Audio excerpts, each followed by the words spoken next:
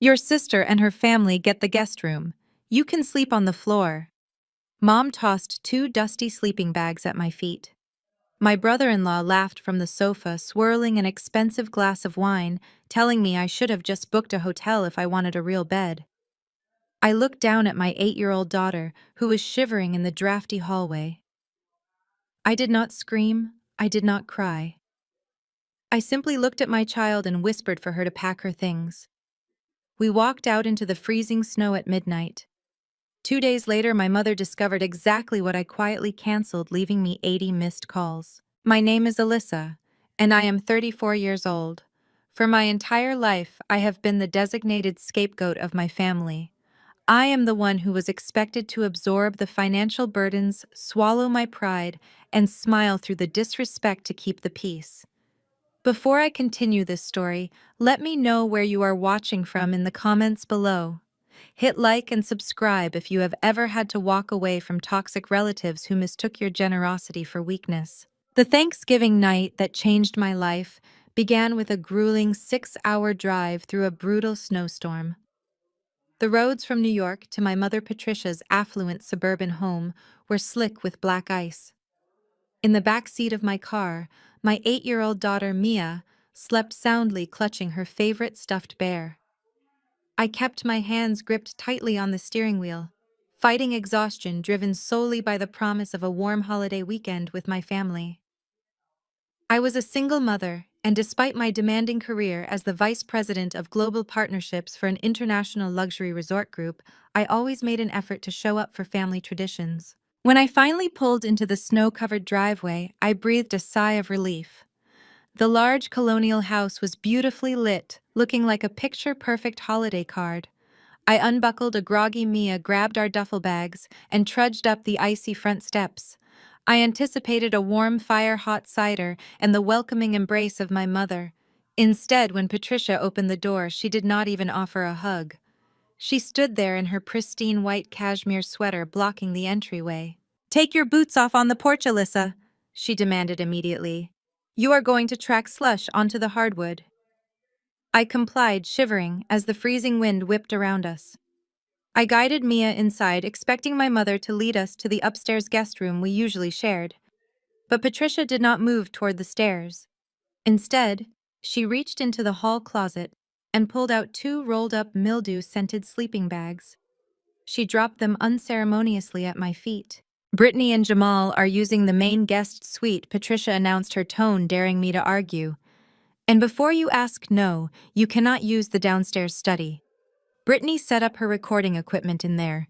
You and Mia will have to take the basement." I stared at the sleeping bags on the floor, my brain struggling to process her words after the exhausting drive.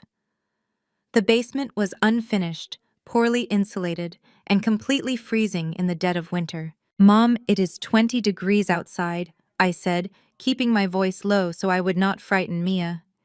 "You expect an 8-year-old child to sleep on a concrete floor in the basement?" We agreed weeks ago that Mia and I would have the guest room. "Plans change," Patricia snapped, crossing her arms. "Brittany's toy poodle needs space so it does not get stressed out by the holiday commotion. The dog needs the extra square footage to run around. You are an adult, Alyssa. You can manage a few nights in the basement. Do not be so selfish and ruin Thanksgiving for everyone." I looked past my mother into the warm, brightly lit living room. My younger sister, Brittany, the undisputed golden child of the family, was sitting by the roaring fireplace. At 30, Brittany fancied herself a high society lifestyle influencer, though her actual income was practically non-existent. She spent her days unboxing designer items she could not afford and complaining about how hard her life was. Sitting next to her was her husband, Jamal. Jamal was a 32-year-old African-American man who confidently introduced himself as a cryptocurrency entrepreneur and financial visionary. In reality, Jamal was an arrogant freeloader who had not held a steady job in 4 years. He was currently draped over the expensive leather sofa, wearing flashy designer clothes that screamed new money, swirling a glass of my mother's best Cabernet. Jamal noticed me standing in the chilly entryway and let out a loud, mocking laugh. "Economy tough, sis. Jamal called out, his voice dripping with condescension. If you wanted luxury, you should have just booked a five-star hotel. But I guess not everyone has the portfolio for that kind of lifestyle. Just layer up down there. Brittany giggled, petting her perfectly groomed poodle. Jamal is right, Alyssa. You should really learn how to budget better. Maybe then you would not have to rely on Mom for free housing during the holidays. The absolute audacity of their words hit me like a physical blow. The irony was suffocating. I did not rely on my mother for free housing. For the past 5 years, I had been the one quietly paying the entire mortgage on this very house. When my father passed away, he left behind a mountain of secret debt, and Patricia was days away from foreclosure. I stepped in quietly, covering the monthly payments to save her pride. Patricia told everyone at her exclusive country club that the house was paid off thanks to Jamal's brilliant investment advice. She allowed Jamal to parade around like the man of the house, taking credit for the very roof over his head, a roof that my hard-earned corporate salary provided. Jamal was currently wearing a $5,000 watch and drinking a $200 bottle of wine, entirely funded by a black credit card that Patricia claimed was a family emergency fund. That black card was linked directly to my personal bank account. I looked down at Mia. She was rubbing her tired eyes, her small shoulders shivering in the drafty hallway. She looked from the dirty sleeping bags to her grandmother, confusion and sadness washing over her sweet face. "Why doesn't Grandma want us in the warm room?" Mia whispered, her voice trembling. In that exact moment, a profound icy clarity washed over me. For years I had swallowed my pride. I had paid the bills, ignored the insults, and allowed them to treat me like a second-class citizen just to maintain the illusion of a family. I had let them gaslight me into believing that being the bigger person meant accepting abuse. But looking at my daughter, realizing that they were perfectly willing to let a child freeze on a concrete floor so a dog could have a luxury suite, the illusion shattered. I would not teach my daughter to beg for love from people who despised us. I did not scream. I did not argue. I did not demand recognition for the mortgage I paid or the credit card they abused. I simply reached down, picked up the mildewed sleeping bags, and tossed them directly back into the hall closet. "Put your coat back on, Mia," I said gently, taking her small hand in mine. "We are leaving." Patricia's eyes widened in shock. She stepped forward, her face flushing with sudden anger. "You cannot just leave. It is midnight in a snowstorm. Do not be so dramatic, Alyssa." "Watch me," I replied, my voice devoid of any emotion. I turned my back on them, guided my daughter out the front door, and walked out into the freezing snow, leaving my mother speechless in the doorway. As I secured Mia in her car seat and started the engine, I knew this was not just a departure. It was an eviction. They wanted to treat me like an outsider in the house I paid for. Now they were going to find out exactly what happens when the outsider cuts the funding. Patricia stepped directly into my path as I turned toward the heavy oak door. Her face, usually so carefully arranged for her country club friends, twisted into an ugly mask of pure indignation. She threw her arms out, physically blocking the exit. "You are being incredibly selfish right now, Alyssa." Patricia hissed, her voice sharp enough to cut through the freezing draft pouring in from the porch. "You are ruining Thanksgiving for everyone. You expect me to just let you walk out of here and embarrass me in front of Jamal? You are acting like a spoiled child over a simple sleeping arrangement. You are not walking out that door." From the living room, I could hear Jamal laughing, the ice clinking in his expensive wine glass. "Let her go," Patty Jamal called out, his tone dripping with lazy arrogance. "If she wants to throw a tantrum and freeze in her car because she thinks she is too good for the basement, let her. She will come crawling back when she realizes she has nowhere else to go." Brittany chimed in right on cue. "Honestly, Alyssa, you are so toxic. We are just trying to have a peaceful holiday." I did not raise my voice. I did not engage in their pathetic theatrical performance. I simply looked my mother dead in the eyes, pulled Mia securely against my hip, and kept walking. Patricia had to step aside or be knocked over. She chose to step aside, gasping in offended shock as I pulled the heavy front door open. "You walk out now and you can forget about coming back for Christmas." Patricia yelled into the freezing wind as we stepped off the porch. I pulled the door shut behind us, cutting off her voice entirely. The silence of the snowstorm was an instant relief. I buckled Mia into her car seat, my hands completely steady. I started the engine, blasting the heat to chase the bitter cold from the cabin. As I pulled out of the driveway, leaving the picturesque colonial house behind in a swirl of white snow, the silence in the car grew heavy. I glanced in the rearview mirror. Mia was clutching her teddy bear, her small face illuminated by the passing streetlights. Mommy, Mia asked, her voice trembling slightly. Why does Grandma not love us? Why does she always treat you so bad? The question struck me right in the chest, sharp and agonizing. For years, I had convinced myself that keeping the peace was the best thing for my daughter. I thought I was shielding her from family drama by taking the high road, by smiling through the disrespect, by allowing myself to be the designated punching bag. But Mia was incredibly observant. She saw exactly what was happening. She saw her mother being degraded, and she internalized it. By accepting their abuse, I was teaching my own daughter that we deserve to be treated like garbage. I swallowed the heavy lump of grief in my throat. I reached back and gently squeezed her knee. Grandma has a broken heart, baby, I said, keeping my voice calm and reassuring. But that is her problem to fix, not ours. And I promise you nobody is ever going to treat us like that again. Not tonight, not ever. Mia nodded, curling up under her blanket, and within minutes the gentle hum of the heater lulled her to sleep. With my daughter resting safely, the adrenaline faded, replaced by a cold, calculating clarity. I activated the Bluetooth interface on my dashboard and called the priority concierge line for my company. Working as the vice president of global partnerships for an elite luxury hospitality group had its distinct privileges. Within 3 minutes, my concierge had secured the presidential suite at a 5-star hotel in downtown Manhattan. I charged the $3,000 per night rate to my personal account without blinking. Jamal was completely wrong. I did have the portfolio for luxury. I was the one who practically invented the standard for it. As I drove through the snow-covered highway, my mind replayed the sheer audacity of my mother and sister. They treated me like a financial parasite while literally living inside an illusion I paid for. I glanced at the banking app notification glowing on my dashboard display. The automatic transfer for Patricia's $5,000 monthly mortgage payment was scheduled to clear in 3 days. 5 entire years. When my father passed away, he left behind a labyrinth of debt and a final foreclosure notice. Patricia had been sobbing, terrified of losing her social standing at the country club. I had stepped in immediately using my corporate salary and strict financial discipline to bail her out. I quietly assumed the mortgage.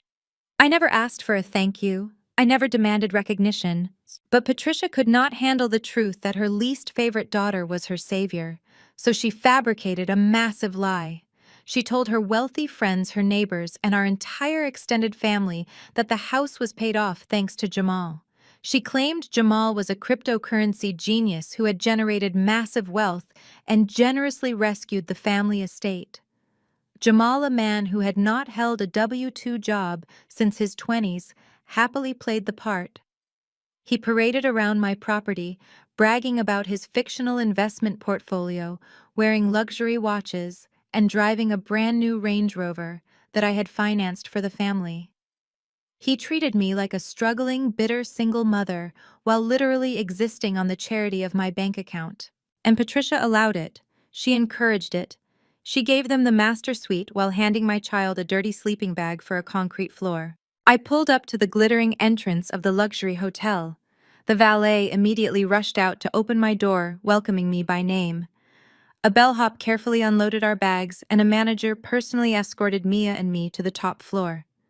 The presidential suite was a sanctuary of warmth featuring panoramic views of the snowy city, a roaring marble fireplace, and a bed so massive and soft that Mia barely stirred as I tucked her under the Egyptian cotton sheets. I walked into the adjoining private study and sat down at the heavy oak desk. The silence of the suite was broken only by the relentless aggressive buzzing of my phone. I pulled the device from my coat pocket. 80 missed notifications. The family group chat was exploding. Brittany had sent 10 messages calling me a dramatic psycho who hated seeing other people happy. Jamal had sent voice memos laughing about how I was probably freezing in a cheap motel.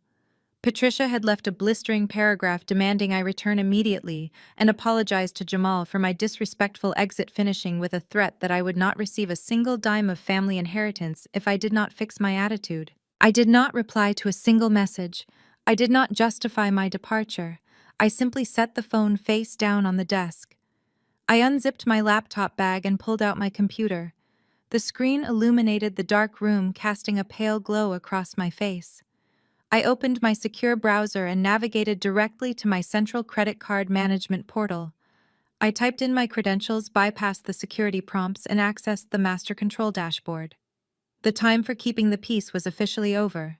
The screen of my phone lit up the darkened study of the presidential suite, vibrating relentlessly against the polished oak desk.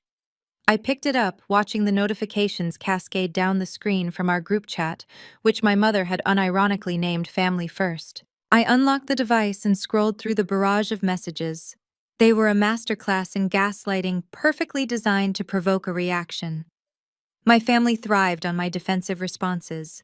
They wanted me to argue, to scream, to justify myself, so they could easily dismiss me as the unstable, bitter single mother they desperately needed me to be. Jamal had sent the first message. "Feel bad for you, sis. Single mom life is clearly too much pressure. It makes you mentally unstable. Walking out into a blizzard over a dog, getting the guest room. Get help. You are embarrassing yourself." Brittany immediately followed up. "Honestly, you completely ruined Thanksgiving. Mia was probably crying because you dragged her out into the freezing cold like a total psycho. Do not expect an apology from us. You need to learn how to adapt." Then came Patricia. The matriarch had to have the final word. "If you think this dramatic little stunt will make me beg you to come back, you are dead wrong, Alyssa. I am calling my lawyer on Monday morning. Do not expect a single dime of inheritance from my estate. You are officially cut off." I read the word inheritance and actually let out a quiet, genuine laugh. It was the most absurd threat she could have possibly made. Patricia did not have an estate. She had a mountain of hidden debt, a maxed-out line of credit, and a mortgage that I had been paying for 5 solid years. She was threatening to cut me out of an inheritance that was entirely funded by my own bank account. Normally, I would have spent an hour drafting a long, emotionally exhausting paragraph. I would have outlined how much money I contributed, how disrespectful they were, and how deeply they had hurt me. But tonight, I was done explaining my worth to people who were committed to misunderstanding me. I did not type a single word. I simply long pressed Patricia's ridiculous threat and tapped the thumbs up emoji. I did the exact same thing to Jamal's message about me being unstable. A simple silent acknowledgement that I had seen their words. I placed the phone face down on the desk, cutting off their digital noise. I turned my attention to the glowing screen of my laptop. I was logged into the internal executive portal for my luxury resort corporation. As the vice president of global partnerships, I had access to the highest tier of our booking systems, a system that managed some of the most exclusive and expensive properties in the world. I navigated past the general dashboard and clicked on my personal reservations tab. There it was, the absolute crowning jewel of Patricia's social calendar. Her grand, highly publicized 40th anniversary vow renewal. For the past 6 months, Patricia had talked about nothing else. She had boasted to every single member of her elite country club about the lavish, no-expense-spared winter wonderland vacation awaiting them. 50 of her most wealthy, judgmental friends were invited. They were all scheduled to fly out to Aspen next week for a 7-day retreat. Patricia had proudly told everyone who would listen that her brilliant, successful son-in-law Jamal had struck gold in a cryptocurrency venture and was footing the entire bill. She claimed Jamal had bought out 15 luxury ski-in ski-out villas to honor her anniversary. She paraded him around the country club as the ultimate provider. The reality was entirely different. Jamal did not pay a single cent. Patricia did not pay a single cent. I had used my executive status to secure the absolute best villas at our flagship Aspen property during the absolute peak of ski season. The total cost was $150,000, and it had been charged directly to my corporate-linked personal black card. I had agreed to pay for it because Patricia had cried to me about how much she needed this event to maintain her social standing after my father passed. I had funded the private chefs, the chartered ski lifts, the imported champagne, and the heated outdoor event tents.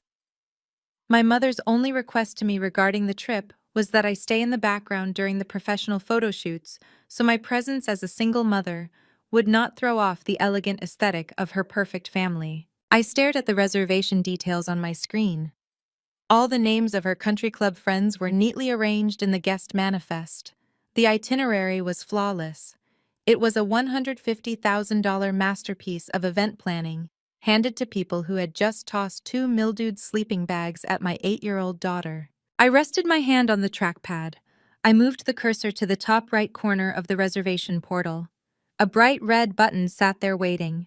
It read, "Modify or cancel reservation." I clicked it. The system immediately generated a warning prompt in bold text. "Are you sure you want to cancel this VIP corporate booking? This reservation is for 15 premium properties during peak season. This action cannot be undone, and the properties will immediately be released to the public waitlist." I did not hesitate. I did not feel a single ounce of guilt. I clicked confirm. The screen loaded for a brief second before a bright green checkmark flashed across the display. Booking canceled. $150,000 refunded to the original payment method. I stared at the confirmation text, feeling a massive suffocating weight lift off my shoulders. I closed the laptop with a soft, definitive click. I leaned back in the plush leather chair of the presidential suite, gazing out at the snow falling over the city skyline. A slow, satisfied smirk spread across my face. My mother and brother-in-law thought they had won the battle tonight. They thought they had successfully put me in my place. But the real game just started. Sunlight streamed through the floor-to-ceiling windows of the presidential suite, waking me up on Black Friday morning. I stretched against the crisp Egyptian cotton sheets, feeling more rested than I had in months. Next to me, Mia was already awake, happily eating room-service strawberry pancakes while wrapped in a plush white hotel robe. There was no drafty basement, no dusty sleeping bags, and no sound of Brittany's toy poodle yapping down the hall. There was only peace, warmth, and the quiet realization that I had finally taken my power back. I kissed Mia on the forehead and walked into the private study with a fresh cup of coffee. I opened my laptop and pulled up my financial dashboard. Last night I had canceled the $150,000 Aspen trip. That was just the appetizer. Now it was time to cut the main lifeline. I dialed the direct concierge line for my private wealth management bank. Because of my account tier, a representative answered on the very first ring. I verified my identity and instructed the agent to pull up the supplementary black card attached to my master account. This specific card had Patricia's name printed on the front, but the monthly statements came directly to my inbox. For years, she had called it her household emergency fund. Over time, that emergency fund had morphed into daily luxury spa visits, designer handbags for Brittany, and whatever expensive tech gadgets Jamal desired. They treated my credit limit like an endless fountain of free cash. I told the banking agent I was reporting the supplementary card for misuse and requested an immediate permanent freeze. The agent asked if I wanted to issue a replacement card to the authorized user. I firmly said no. I instructed him to sever the card from my master line of credit entirely. The agent processed the request in seconds, confirming that any future transactions attempted on Patricia's card would be immediately and permanently declined. I thanked him and ended the call. Next, I opened my email client and started a new draft to my personal attorney, Marcus. The subject line was simple and direct: Asset Recovery Request. I began typing out the specifics for a legal repossession order. The asset in question was a brand new, fully loaded Range Rover. Just last month at our Sunday family dinner, Jamal had tossed the heavy leather key fob onto the dining table with a loud clatter. He had been wearing a tailored designer suit, pointing at me with his fork while lecturing me about finances. He told me that corporate drones like me would never understand real wealth.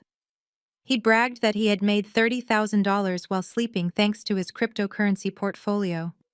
He called my executive career a dead-end job, saying I was just a glorified maid for rich hotel guests. He boasted that true wealth came from being a visionary investor like him. I had stayed completely silent during that dinner, while Patricia nodded in enthusiastic agreement, telling Brittany how lucky she was to marry such a strong provider. They all conveniently ignored the massive, glaring truth. Jamal did not own a single share of cryptocurrency. He did not own a business. And he certainly did not own that Range Rover. 2 years ago, Patricia had come to my apartment crying because Jamal's old sedan had broken down. She claimed he needed a luxury vehicle to look successful and attract high net worth investors for his new startup. She begged me to co-sign a loan. I refused to co-sign, knowing his credit score was entirely destroyed.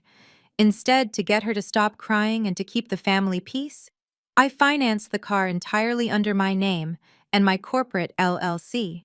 It was legally my vehicle. I paid the massive down payment. I paid the monthly lease. I paid the premium insurance. Jamal was merely an authorized driver operating my property. I typed out the instructions to Marcus with absolute clarity. I wanted Jamal's driving authorization revoked immediately. I wanted a professional repossession team dispatched to collect my vehicle no matter where it was parked. I hit send, watching the email vanish into my outbox. It was Black Friday. I checked the gold clock on the desk. It was 10 in the morning. I knew exactly what my family was doing right now. Patricia, Brittany, and Jamal treated Black Friday shopping like a royal procession. They would be at the luxury boutiques downtown, fueled by leftover turkey and an unwarranted sense of superiority. They would be browsing the high-end display cases, completely oblivious to the fact that the financial ground had just collapsed beneath their feet. I imagined them walking into their favorite stores. I imagined Patricia demanding VIP treatment, waving her black card around like a magic wand. I imagined Brittany pointing at expensive items, telling her mother which ones she absolutely needed for her aesthetic social media posts. I stepped away from the desk and walked over to the window, looking out at the bustling snow-covered city below. My phone chimed with a crisp, sharp alert. I picked it up. It was an automated fraud prevention text message directly from my bank. Attempted transaction declined. Card ending in 4829. Merchant Rolex Boutique. Amount $22,500. Status blocked due to account freeze. Less than a minute later, a second alert popped up on my screen. Attempted transaction declined. Card ending in 4829. Merchant Rolex Boutique. Amount $22,500. Status blocked. Then came a third alert. The exact same amount. The exact same luxury watch store. The exact same humiliating rejection. Jamal was trying to buy himself a Rolex on my dime. He was probably standing at the pristine glass counter right now, his confident, arrogant smirk slipping off his face as the cashier handed the card back with a sympathetic, pitying look. I could perfectly picture the hot embarrassment spreading across his face as Patricia tried to argue with the store manager, demanding they run the card one more time because there must be a system error. There was no system error. I set the phone down on the polished marble counter, raised my ceramic mug, and took a slow, deeply satisfying sip of my coffee. The cleanup had officially begun. I opened the social media app on my phone, curious to see how my family was handling their morning. It did not take long to find Brittany. She had just gone live to her 50,000 followers, broadcasting from the heated passenger seat of the exact Range Rover my lawyers were currently tracking down for immediate repossession. She held a venti iced latte in one hand and adjusted her oversized designer sunglasses with the other. "Get ready for the ultimate Aspen countdown, you guys!" Brittany squealed into the camera, her voice echoing through the quiet study of my hotel suite. My mom literally rented out the most exclusive VIP resort in Aspen for her 40th anniversary vow renewal. We have 50 guests coming, private chefs, ski-in ski-out villas. Everything is fully comped. Honestly, this is just what happens when your family understands real wealth. Shout out to my amazing husband Jamal for making the right investments so we can live this lifestyle. Only the absolute elite can pull this off. Do not settle for a 9-to-5, ladies. I watched her blow a kiss to the camera before the video looped. The sheer level of false confidence was staggering. She was sitting in a car she did not own, bragging about a vacation that no longer existed, funded by a man who did not have a dime to his name. I closed the app, smiling at the brilliant irony of it all. While Brittany was busy performing for strangers on the internet, Patricia was executing her own performance in the real world. Friday mornings post-Thanksgiving were sacred to my mother. She always treated herself and three of her most influential judgmental country club friends to a full day of pampering at the Platinum Lotus, the most expensive spa in the county. I knew exactly how her morning was going. She would be draped in a plush silk robe, sipping cucumber water, and loudly dominating the conversation in the relaxation room. She would be telling Susan, Eleanor, and Margaret all about her fabulous son-in-law. She would brag about how Jamal paid off her mortgage and how he was funding this extravagant Aspen getaway. She would make sure everyone in the spa knew she was a woman of immense wealth and status. At exactly 1 o'clock in the afternoon, my phone screen lit up with an incoming call. The caller ID displayed Patricia's name. I let it ring 4 times, taking another leisurely sip of my coffee, before sliding my finger across the screen. Alyssa Patricia barked the second the line connected. Her voice was a tight, panicked hiss. "Call your stupid bank right this second." I kept my tone light and breezy. "Good afternoon, Mom. Is everything okay?" "No, everything is not okay," she snapped, her words tumbling out in a furious whisper. "I am standing at the front desk of the Platinum Lotus. I just treated the girls to the caviar facial package and Swedish massages. The bill is $2,000 and your ridiculous emergency card just declined." The machine literally said blocked. "Do you have any idea how embarrassing this is? Susan is standing right behind me. Fix it now. Tell them to lift the security freeze." I could picture the scene perfectly. Patricia standing at the marble counter, her face flushed red with humiliation, as the spa manager politely asked for another form of payment. Her wealthy friends exchanging knowing, whispered glances behind her back. "I am so sorry, Mom," I said, injecting just enough fake sympathy into my voice to infuriate her. "But I have no idea what is wrong with the bank. I did not put a security freeze on anything." "Then why is it declining?" she demanded, her voice rising in panic. "Run it again!" she yelled at someone in the background. "Run it again," I said. "It is a bank error." "It is a call." I tapped my fingernails against the wooden desk. "If my emergency card is not working, why do not you just have Jamal cover it?" I asked innocently. "I mean, he made $30,000 in his sleep last night, right?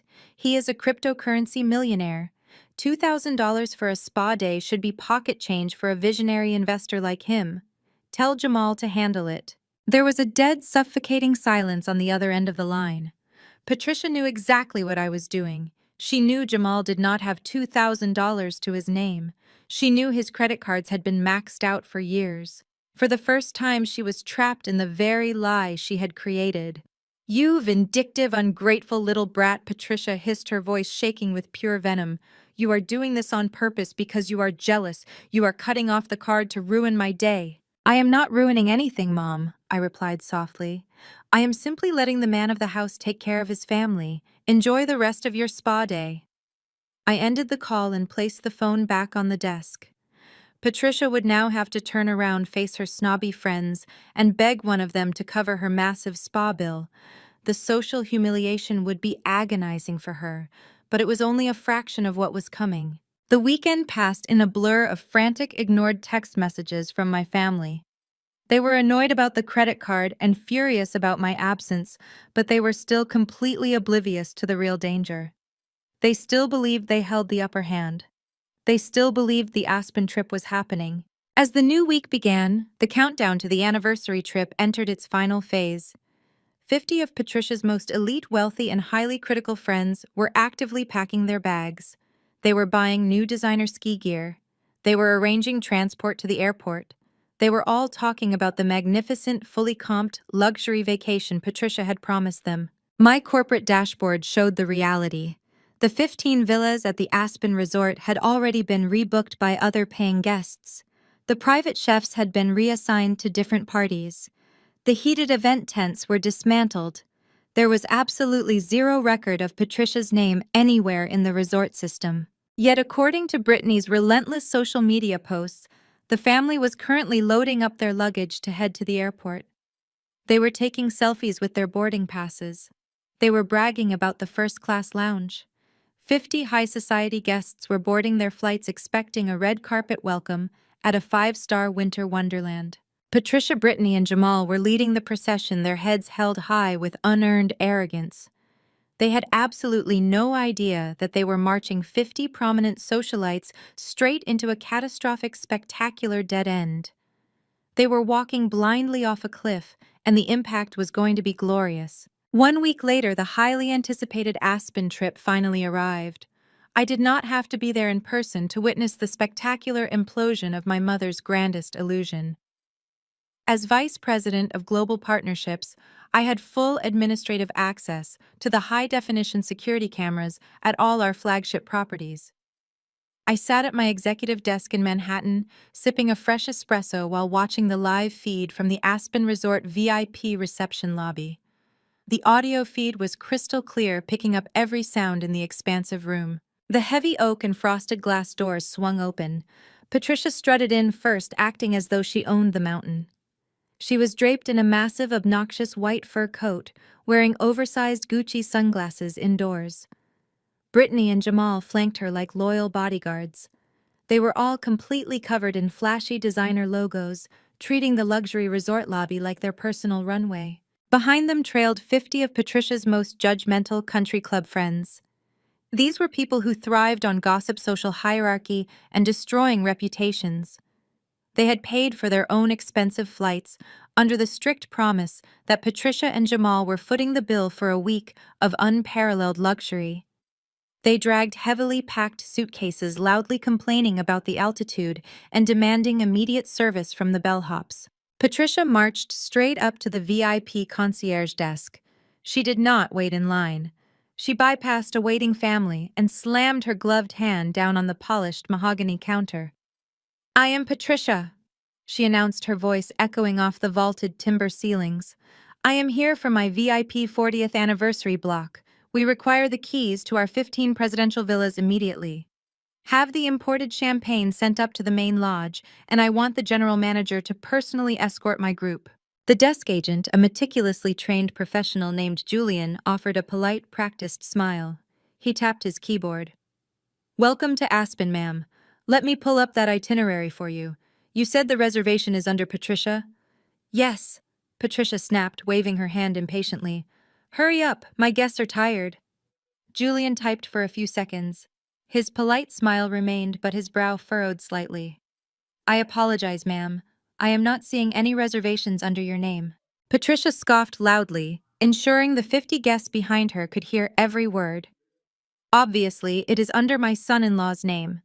Jamal Blackwood. He is a cryptocurrency millionaire. He bought out the entire VIP wing for me. Check his name."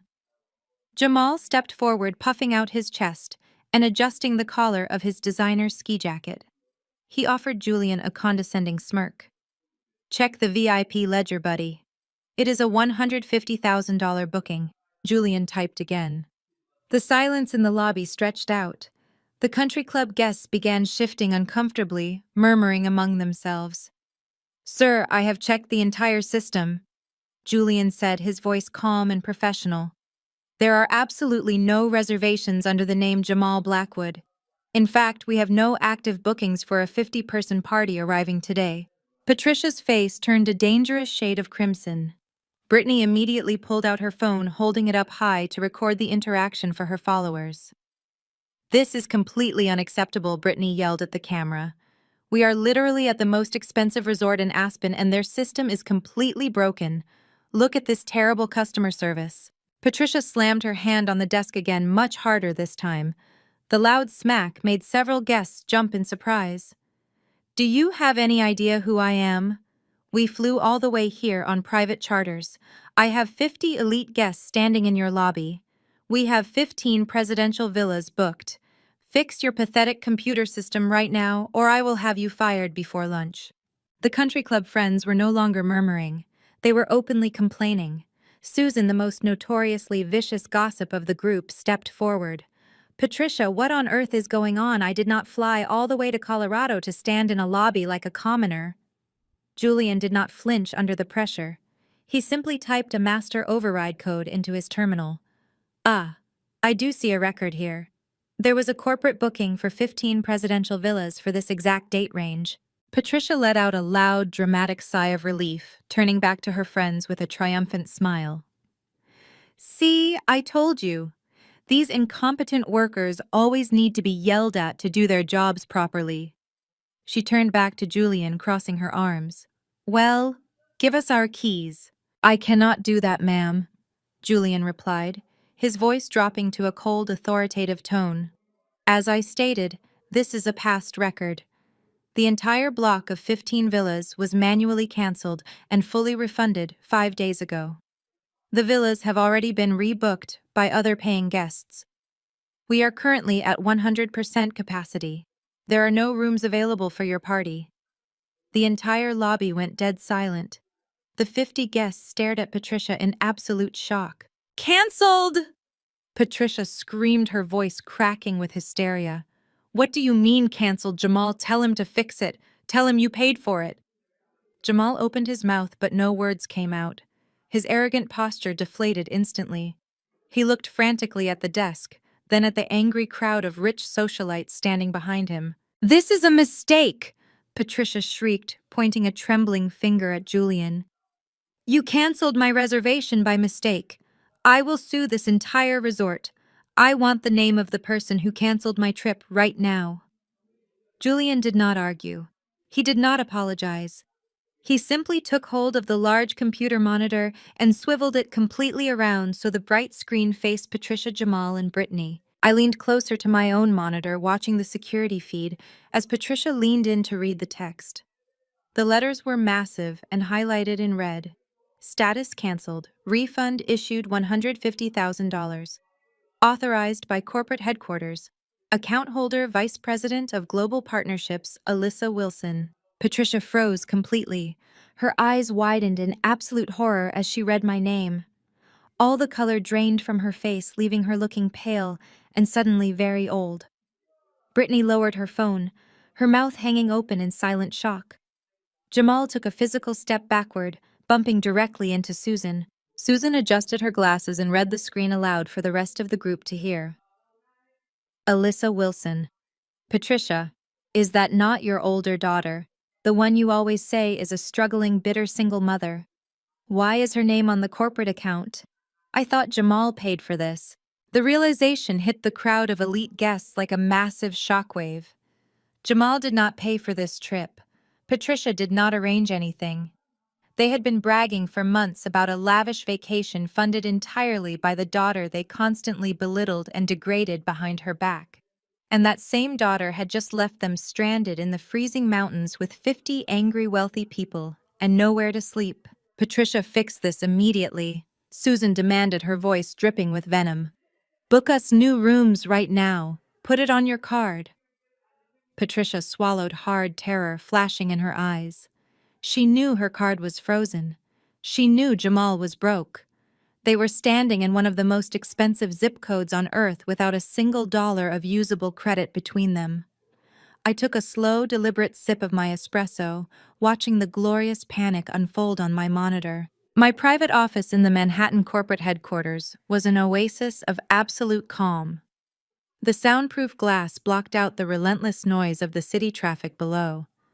I sat back in my ergonomic leather chair, my hands steepled together, watching the high-definition security feed from the Aspen Resort lobby. On my monitor, the scene was rapidly devolving from shock into pure, unadulterated panic. Patricia was frantically digging through her oversized designer bag. Her hands were shaking so violently that she dropped her expensive sunglasses onto the polished stone floor. She completely ignored them. She finally yanked her smartphone out of the depths of her purse, her face a rigid mask of desperate fury. A second later, the private cell phone resting on my mahogany desk began to vibrate. The caller ID flashed brightly on the screen. Patricia. I let it ring. Once, twice, 3 times. I took a slow, deliberate breath, centering myself. I wanted her to sweat. I wanted the silence in that Aspen lobby to stretch out until the tension became absolutely unbearable. On the fourth ring, I tapped the screen and accepted the call.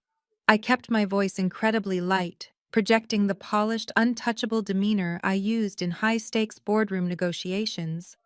"Good afternoon, Patricia," I said smoothly. "Listen to me, you worthless little witch!" Patricia shrieked into the phone.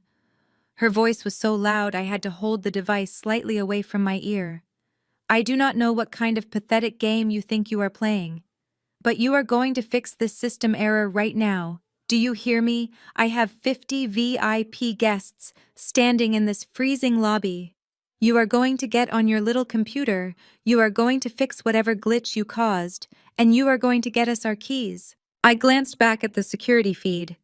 Patricia was holding her phone out in front of her, pointing the bottom of the device toward the crowd. She had actually put me on speakerphone. Her ego was so massive, so completely blinding, that she thought she could use this moment to show off her dominance. She wanted Susan, Eleanor, Margaret, and all the other country club socialites to hear her put me in my place. She wanted them to witness her commanding the situation like a true matriarch. It was the greatest gift she could have ever given me. "I'm afraid there is no system error, Mom," I replied, my voice projecting clearly through the speaker of her phone, echoing off the high timber ceilings of the Aspen Lodge. "Do not lie to me!" Patricia screamed, stomping her designer boot against the floor. "The manager just said the rooms were canceled. Fix it!" I leaned forward, my tone dropping into a deadly icy calm. I enunciated every single syllable so that all 50 people in that lobby would hear me perfectly. "The system is not broken. I canceled the reservations manually. I completely revoked the booking for the 15 presidential villas, and I reclaimed my $150,000 payment. The refund is already sitting safely in my corporate account." The silence that fell over the Aspen lobby was absolute. On the security feed, I saw 50 heads snap toward Patricia in perfect unison. "What are you talking about?" Patricia gasped, her voice suddenly losing its venom, replaced by a hollow, creeping terror. "You cannot do this. Jamal paid for this trip. You are just jealous." "We both know Jamal has not paid for a single thing in his entire life," I said smoothly, letting the absolute truth ring out for her entire social circle to hear. "Jamal is completely broke. I paid for this vacation. I funded the villas, the private chefs, and the heated event tents. I did it because you begged me to help you maintain your precious social standing. But then I realized something over Thanksgiving. I paused, letting the heavy weight of the moment hang in the frigid mountain air. I decided that an unstable, bitter single mother, who does not even deserve a bed in the guest room, should not be financing your luxury lifestyle. I figured a woman who gets thrown out into a blizzard over a toy poodle should probably keep her hard-earned money to herself, so I cut the cord.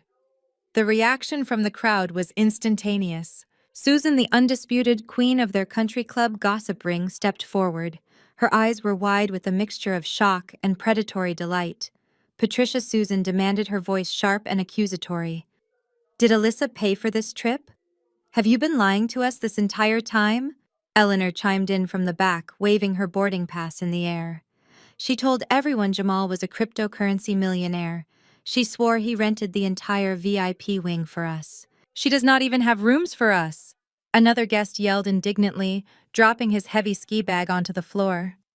"We flew all the way out here on our own dime for absolutely nothing." On my screen, Patricia looked like she was going to be physically sick. Her meticulously crafted illusion of wealth and superiority was crumbling to dust in front of the exact people she was desperate to impress. Her mouth opened and closed, but she had absolutely no defense. The undeniable truth was staring her right in the face. Suddenly, Jamal lunged forward. He shoved Patricia aside and snatched the phone from her trembling hands. His face was twisted in a mixture of profound embarrassment and violent, desperate rage. "You absolute psycho!" Jamal roared into the speaker. His deep voice boomed through the lobby, drawing the attention of the resort security guard stationed near the entrance. "You think you can just pull the rug out from under us? You think you can embarrass me like this? I am going to destroy you. I will sue you for breach of contract." I am calling my lawyers right now, and we are going to take everything you have. I let out a soft, genuine laugh. It was a cold, highly amused sound that echoed right back at him through the speaker. Sue me for what, Jamal? I asked sweetly. For canceling a corporate vacation booked under my own name with my own corporate credit card. You do not have a contract. You do not have a lawyer. You do not even have a working credit card to buy a Rolex, do you? Jamal froze completely. His eyes darted around the lobby in pure panic as he realized I knew all about his failed, humiliating shopping spree at the boutique. Oh, and Jamal, I added, ensuring my voice was crisp and clear. You might want to figure out a new way to get home. By the time you land back in the city, that brand new Range Rover you have been driving will already be gone. I revoked your driving authorization this morning. The repossession tow trucks have already collected it. Before he could scream another useless, empty threat, I reached out and tapped the red button on my screen. I disconnected the call, plunging the Aspen lobby back into total chaos. I sat back in my plush leather chair, taking another sip of my espresso. I watched the silent security feed as 50 furious stranded guests began to completely surround Patricia and Jamal. They were demanding answers, demanding hotel accommodations, and demanding immediate reimbursement for their expensive flights. The resort manager was already picking up his radio to call security to clear the lobby. The false confidence was dead. The panic had officially begun. The sharp click of the disconnected call echoed loudly through the Aspen lobby, amplifying the absolute silence that had fallen over the crowd. Through the high-definition security feed on my office monitor, I watched the immediate aftermath of my departure. Jamal stood frozen, staring down at Patricia's phone in his hand, as if the device itself had physically burned him. The color had completely drained from his face, leaving him looking sickly and small beneath his oversized, heavily branded ski jacket. For a few seconds, no one moved. The 50 elite country club guests, draped in their cashmere and fur, simply stared at the family they had once envied. Then Jamal's survival instinct kicked in. It was the same arrogant, foolish instinct that had allowed him to fake his way through life for years. He shoved the phone back at Patricia and puffed out his chest desperately, trying to salvage his shattered ego in front of the wealthy audience. He forced a loud, booming laugh that sounded entirely unnatural. "Who do you think you are?" Jamal yelled at the ceiling, pretending I was still on the line, acting as though my hanging up was a sign of weakness rather than a declaration of war. "You think we need your money? You are nothing." He turned around to face the crowd of restless, whispering guests. He raised his hands in a placating gesture, flashing his signature salesman smile. "Listen, everyone. Please remain calm." Jamal announced, his voice dripping with forced bravado. "My sister-in-law has always been a deeply jealous, unstable woman. She is just trying to create drama because she is miserable in her own life. But do not worry. You are rolling with a visionary investor. I told you I was going to take care of you, and I am going to take care of you. We do not need her charity." Jamal spun around and marched right back up to the mahogany concierge desk. He leaned over the counter, glaring down at Julian. "Find us rooms," Jamal ordered, speaking slowly and aggressively. "I do not care if you have to kick other people out. I want 15 of your best available suites right now. And put the entire group's tab on my personal tab." With a theatrical flourish, Jamal reached into his jacket pocket, pulled out a heavy black credit card, and slammed it down onto the marble counter. I leaned closer to my monitor, a wide, genuine smile spreading across my face. I recognized that card instantly.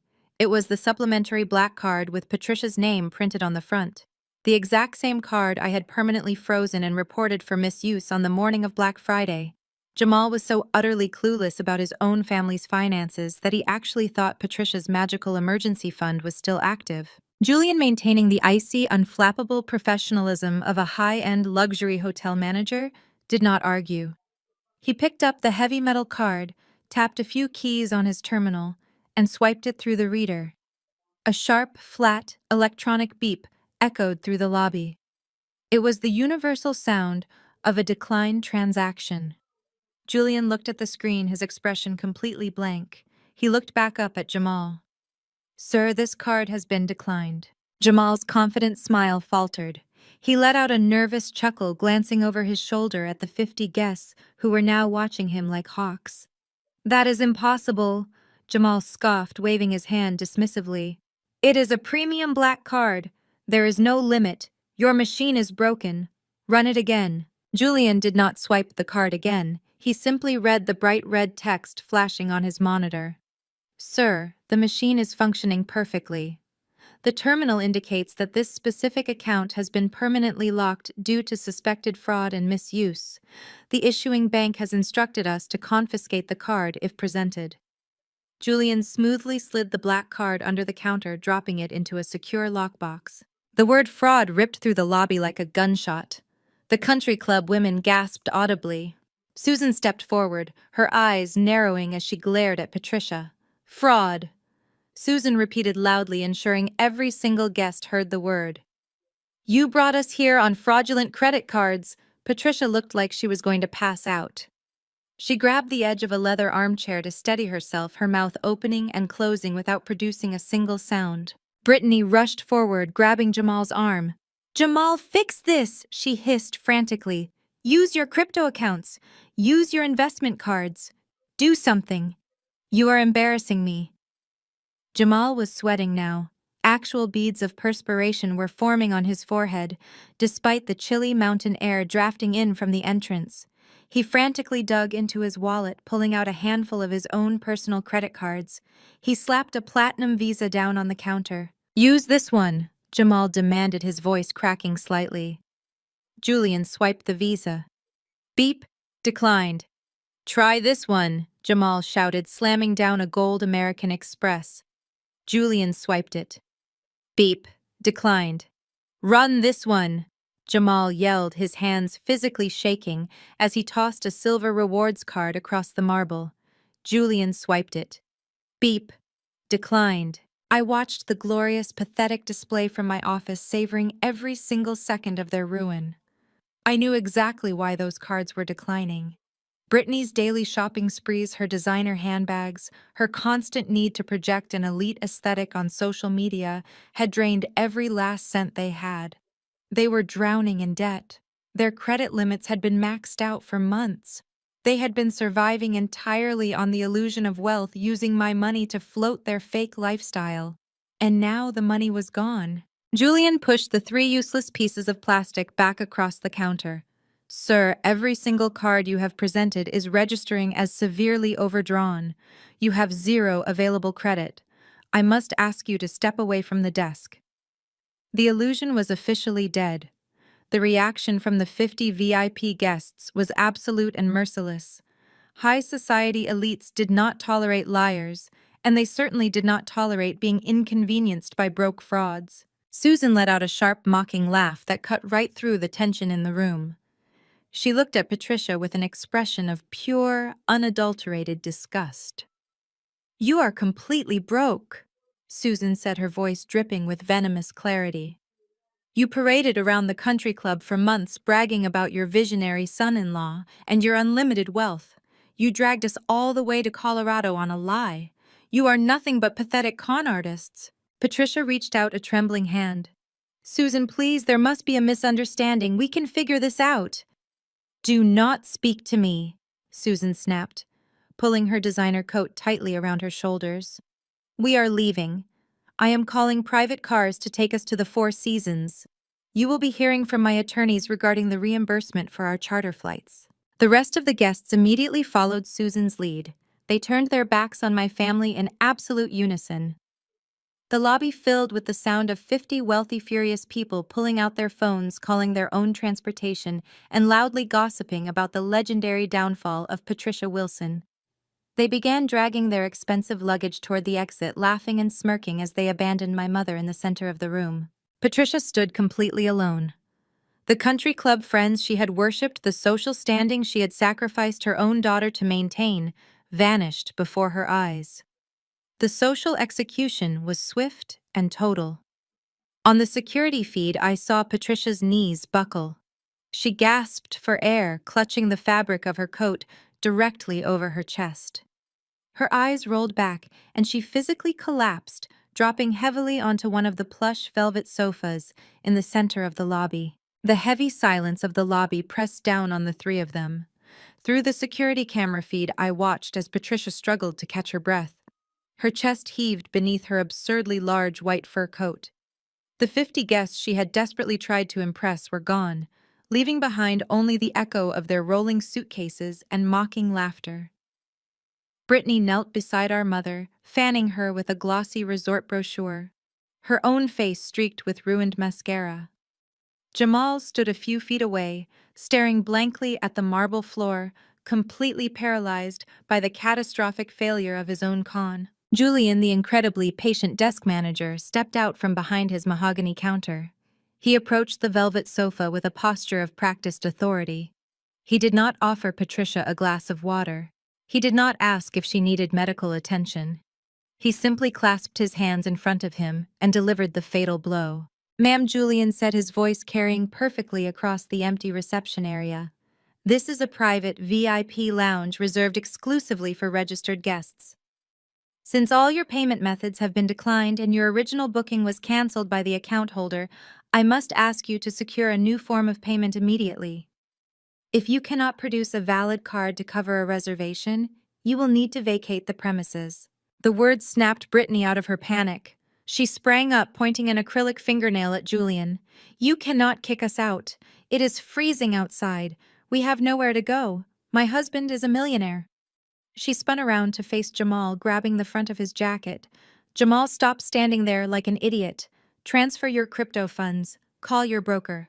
Book the presidential villa in cash right now. Show this guy who we are." Jamal swallowed hard. His Adam's apple bobbed nervously. He pulled his phone from his pocket, his hands shaking so violently he almost dropped it. The truth was finally cornering him.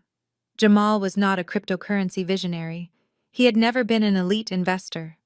3 years ago, he had convinced Patricia to take out a massive second mortgage on her home, promising her a guaranteed return on a brilliant new digital coin. He had dumped every single penny of her money, along with his own meager savings, into what turned out to be an incredibly obvious Ponzi scheme. The creators vanished overnight, taking everything. Since that day, Jamal had been frantically covering his tracks. He opened high-interest credit cards, took out predatory personal loans, and secretly siphoned money from my corporate accounts whenever I left a card unattended. He had been playing a desperate game of musical chairs with crushing debt, terrified of the day the music would stop. Now the music was dead silent. "I need to make a call," Jamal mumbled, pulling away from Brittany's grip. He paced toward the large panoramic windows, pressing the phone to his ear. I turned up the audio feed on my dashboard. Jamal was calling his so-called investment buddies, the men he supposedly made thousands of dollars with every week. "Hey, Marcus," Jamal whispered frantically into the receiver. "Man, I am in a bind. I am out in Aspen and my accounts are temporarily frozen. I need you to wire me 10 grand. Just until Tuesday. I will pay you back double." There was a pause, then a loud scoffing laugh echoed through the phone's speaker. 10 grand, Marcus replied, his voice dripping with amusement. "Bro, you owe me $4,000 from last year. Your car just got repossessed this morning. Everyone in the city knows you are broke. Do not ever call this number again." The line went dead. Jamal frantically dialed another number, his breathing turning ragged. "Hey, Leo. It is Jamal. I need a massive favor. Just a quick wire transfer to cover a hotel block. I am good for it, you know me." "No, I do not know you," Leo answered coldly. "You are a fraud, Jamal. You owe half the neighborhood money. Stop calling people." Jamal lowered the phone.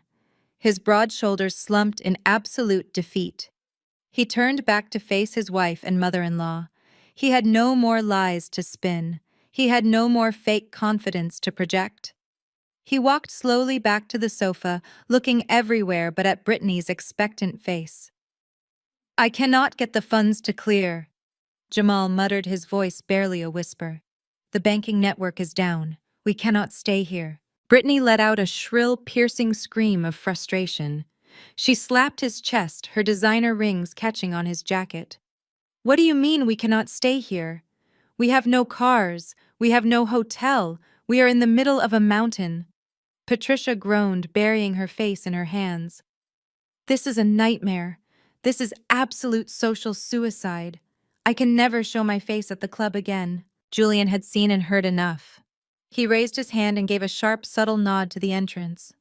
Instantly, two towering security guards in crisp black suits stepped forward. They moved with silent, intimidating efficiency. Ladies, Sir Julian said, his tone leaving absolutely no room for debate. It is time for you to leave. Patricia tried to protest, opening her mouth to demand respect, but one of the guards simply picked up her heavy Louis Vuitton suitcase by the handle. The other guard grabbed Jamal's ski bag. Please head toward the exit, the guard instructed firmly. We will escort your luggage to the curb. If you refuse to comply, we will be forced to contact local law enforcement to have you removed for trespassing. There was no grand exit. There was no final devastating insult Patricia could hurl to save her pride. The security guards marched them straight to the heavy oak and frosted glass doors. Brittany was sobbing loudly, her cries echoing off the stone walls as she dragged her feet. Jamal walked with his head down, utterly humiliated, avoiding eye contact with the few remaining resort staff members. Patricia stumbled behind them, clutching her white fur coat tightly around her trembling frame, her posture completely broken. The guards pushed the heavy doors open. A blast of freezing aspen wind and swirling snow swept into the warm, luxurious lobby. They deposited the designer luggage on the icy concrete curb and stepped back inside. As I sat in my quiet Manhattan office thousands of miles away, I watched the heavy oak doors swing firmly shut, locking my family out in the freezing mountain storm. The heavy oak doors swung firmly shut, locking them out in the freezing mountain storm. Outside, the aspen wind was absolutely merciless. The temperature was plunging rapidly into the single digits, and thick wet snow was beginning to fall heavily, coating the immaculate resort driveway in a layer of slippery white slush. Patricia, draped in her absurdly large white fur coat, instantly began to shiver violently. Her designer heels slipped on the icy concrete as she stumbled away from the entrance, completely stripped of her previous arrogance. Brittany clutched her arms tightly around herself, her teeth chattering so loudly I could hear it through the exterior security microphones. She looked at Jamal, her mascara completely smeared down her pale, freezing cheeks. Jamal was frantically tapping on his phone, his thumbs swiping aggressively across the screen as he tried to find any available motel in the area. Find something! Brittany sobbed, stomping her designer boots against the pavement to stay warm. A Motel 6, a Holiday Inn, a hostel, anything. I cannot freeze to death out here on the curb. Jamal's hands were shaking so violently he nearly dropped his phone into a snowbank. I am trying, he snapped, his voice tight with panic. Every single card is declining on the booking apps. I cannot even get a $20 deposit to clear. I am completely locked out of everything. Patricia let out a dramatic wail, leaning heavily against a frozen stone pillar for support. My friends are sleeping in the Four Seasons right now, and I am standing on a curb like a common vagrant, she cried, pulling her coat tighter around her neck. This is a nightmare. Do something, Jamal.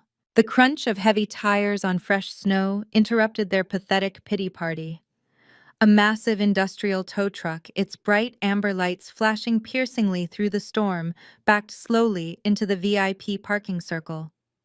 It bypassed the line of luxury sedans and headed straight for the sleek black Range Rover that Jamal had paid a private transport service to drive up from the city just to impress Patricia's country club friends. Jamal's head snapped up. His eyes widened in absolute horror as the tow truck driver lowered the hydraulic lift right in front of the Range Rover's customized bumper. Hey, Jamal, yelled, his voice cracking with desperation. Hey, get away from that! What do you think you are doing? Jamal sprinted across the icy driveway, slipping twice and nearly falling before reaching the truck. The driver, a burly man in a heavy, high-visibility jacket, stepped out of his warm cab. He held a metal clipboard and looked completely unbothered by Jamal's aggressive, flailing approach. Are you Jamal Blackwood? The driver asked in a bored, monotone voice. I am the owner of that vehicle, Jamal barked, puffing out his chest and trying to look intimidating. You touch it, and I will have you arrested for grand theft auto. Step away from my car, right now. The driver let out a dry, raspy chuckle. He tapped his pen against the metal clipboard. Actually, buddy, you are not the owner. I have a court-certified repossession order right here. The driver turned the clipboard around so Jamal could see the bold black text.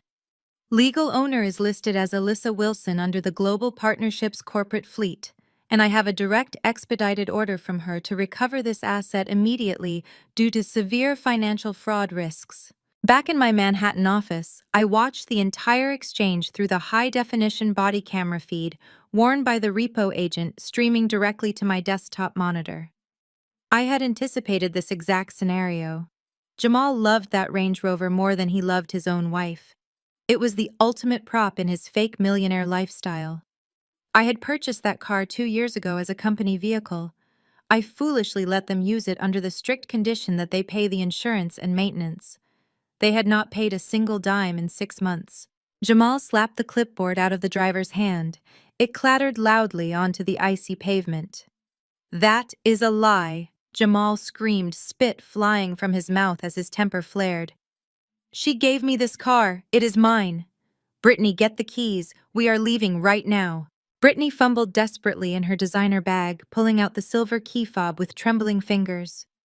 But before she could take a single step off the curb, the sharp, piercing chirp of a police siren cut through the howling mountain wind. A local Aspen police cruiser pulled swiftly into the circular driveway, its red and blue lights reflecting brightly off the falling snow. 2 uniformed officers stepped out into the storm. They looked incredibly stern, entirely unamused by the wealthy-looking people causing a public disturbance outside a luxury resort. "Is there a problem here, Gary?" the lead officer asked the tow truck driver, resting his hand casually on his utility belt. "Just a standard corporate repo," Officer Gary replied calmly, picking up his clipboard from the slush. "But this gentleman is getting physically aggressive and refusing to let me hook up the asset." Jamal spun around to face the cops, his sense of entitlement completely blinding him to the reality of the situation. "He is trying to steal my car," Jamal yelled, pointing a trembling finger at Gary.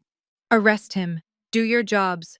I know the chief of police in this town." The lead officer did not flinch.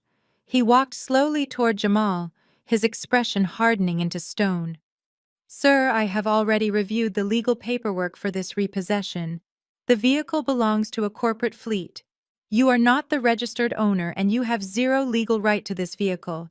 Step away from the car right now." Jamal lost whatever tiny shred of sanity he had left. His entire fake millionaire persona had been ripped away.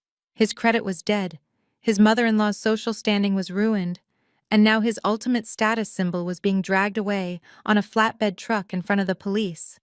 He lunged forward, grabbing the heavy steel chain of the tow truck to physically stop Gary from hooking it to the Range Rover's front axle. "You are not taking it!" Jamal roared, his voice echoing wildly off the mountain peaks. The lead officer moved with lightning speed. He grabbed Jamal by the back of his expensive ski jacket, spinning him around forcefully and slamming him hard against the icy side of the Range Rover. The metallic click of handcuffs echoed sharply in the crisp, freezing air. Jamal Blackwood, the officer, commanded, his voice ringing with absolute authority. "You are interfering with a lawful repossession. If you resist me one more time, you are going straight into the back of my cruiser for assault and obstruction of justice. Put your hands behind your back." Jamal froze instantly. The fight drained completely out of his body as the cold steel pressed against his wrists. He squeezed his eyes shut, letting out a pathetic whimpering sob of total defeat. Behind him, Brittany completely lost her grip on reality. She dropped her expensive handbag directly into a dirty puddle of gray slush. She fell to her knees in the freezing snow, throwing her head back and screaming in pure hysterical despair. The shrill sound of her crying blended perfectly with the howling mountain wind. Patricia just stood frozen on the icy curb, watching her golden family crumble into absolute humiliating ruin, shivering uncontrollably in the storm. 4 days later, the high-definition security feeds and luxury ski lodges were completely replaced by the grim, unforgiving reality of a Greyhound bus terminal. With no credit cards, no cash, and absolutely no friends willing to wire them a single cent, Patricia, Brittany, and Jamal had been forced to endure a grueling 36-hour bus ride across the country. I did not need a security camera to picture the pathetic scene. I could easily imagine my mother still wrapped in her ruined, oversized white fur coat, crammed into a narrow, stained fabric seat right next to the chemical toilet. I could picture Brittany clutching her scuffed designer bag, weeping quietly as the bus rattled over highway potholes. And Jamal entirely stripped of his swagger, staring out the streaked window in utter defeat. The grand illusion of their elite social status had not just been shattered, it had been ground into the dirt. They finally arrived back at Patricia's house, a home that was currently teetering on the edge of foreclosure thanks to Jamal's brilliant crypto investments.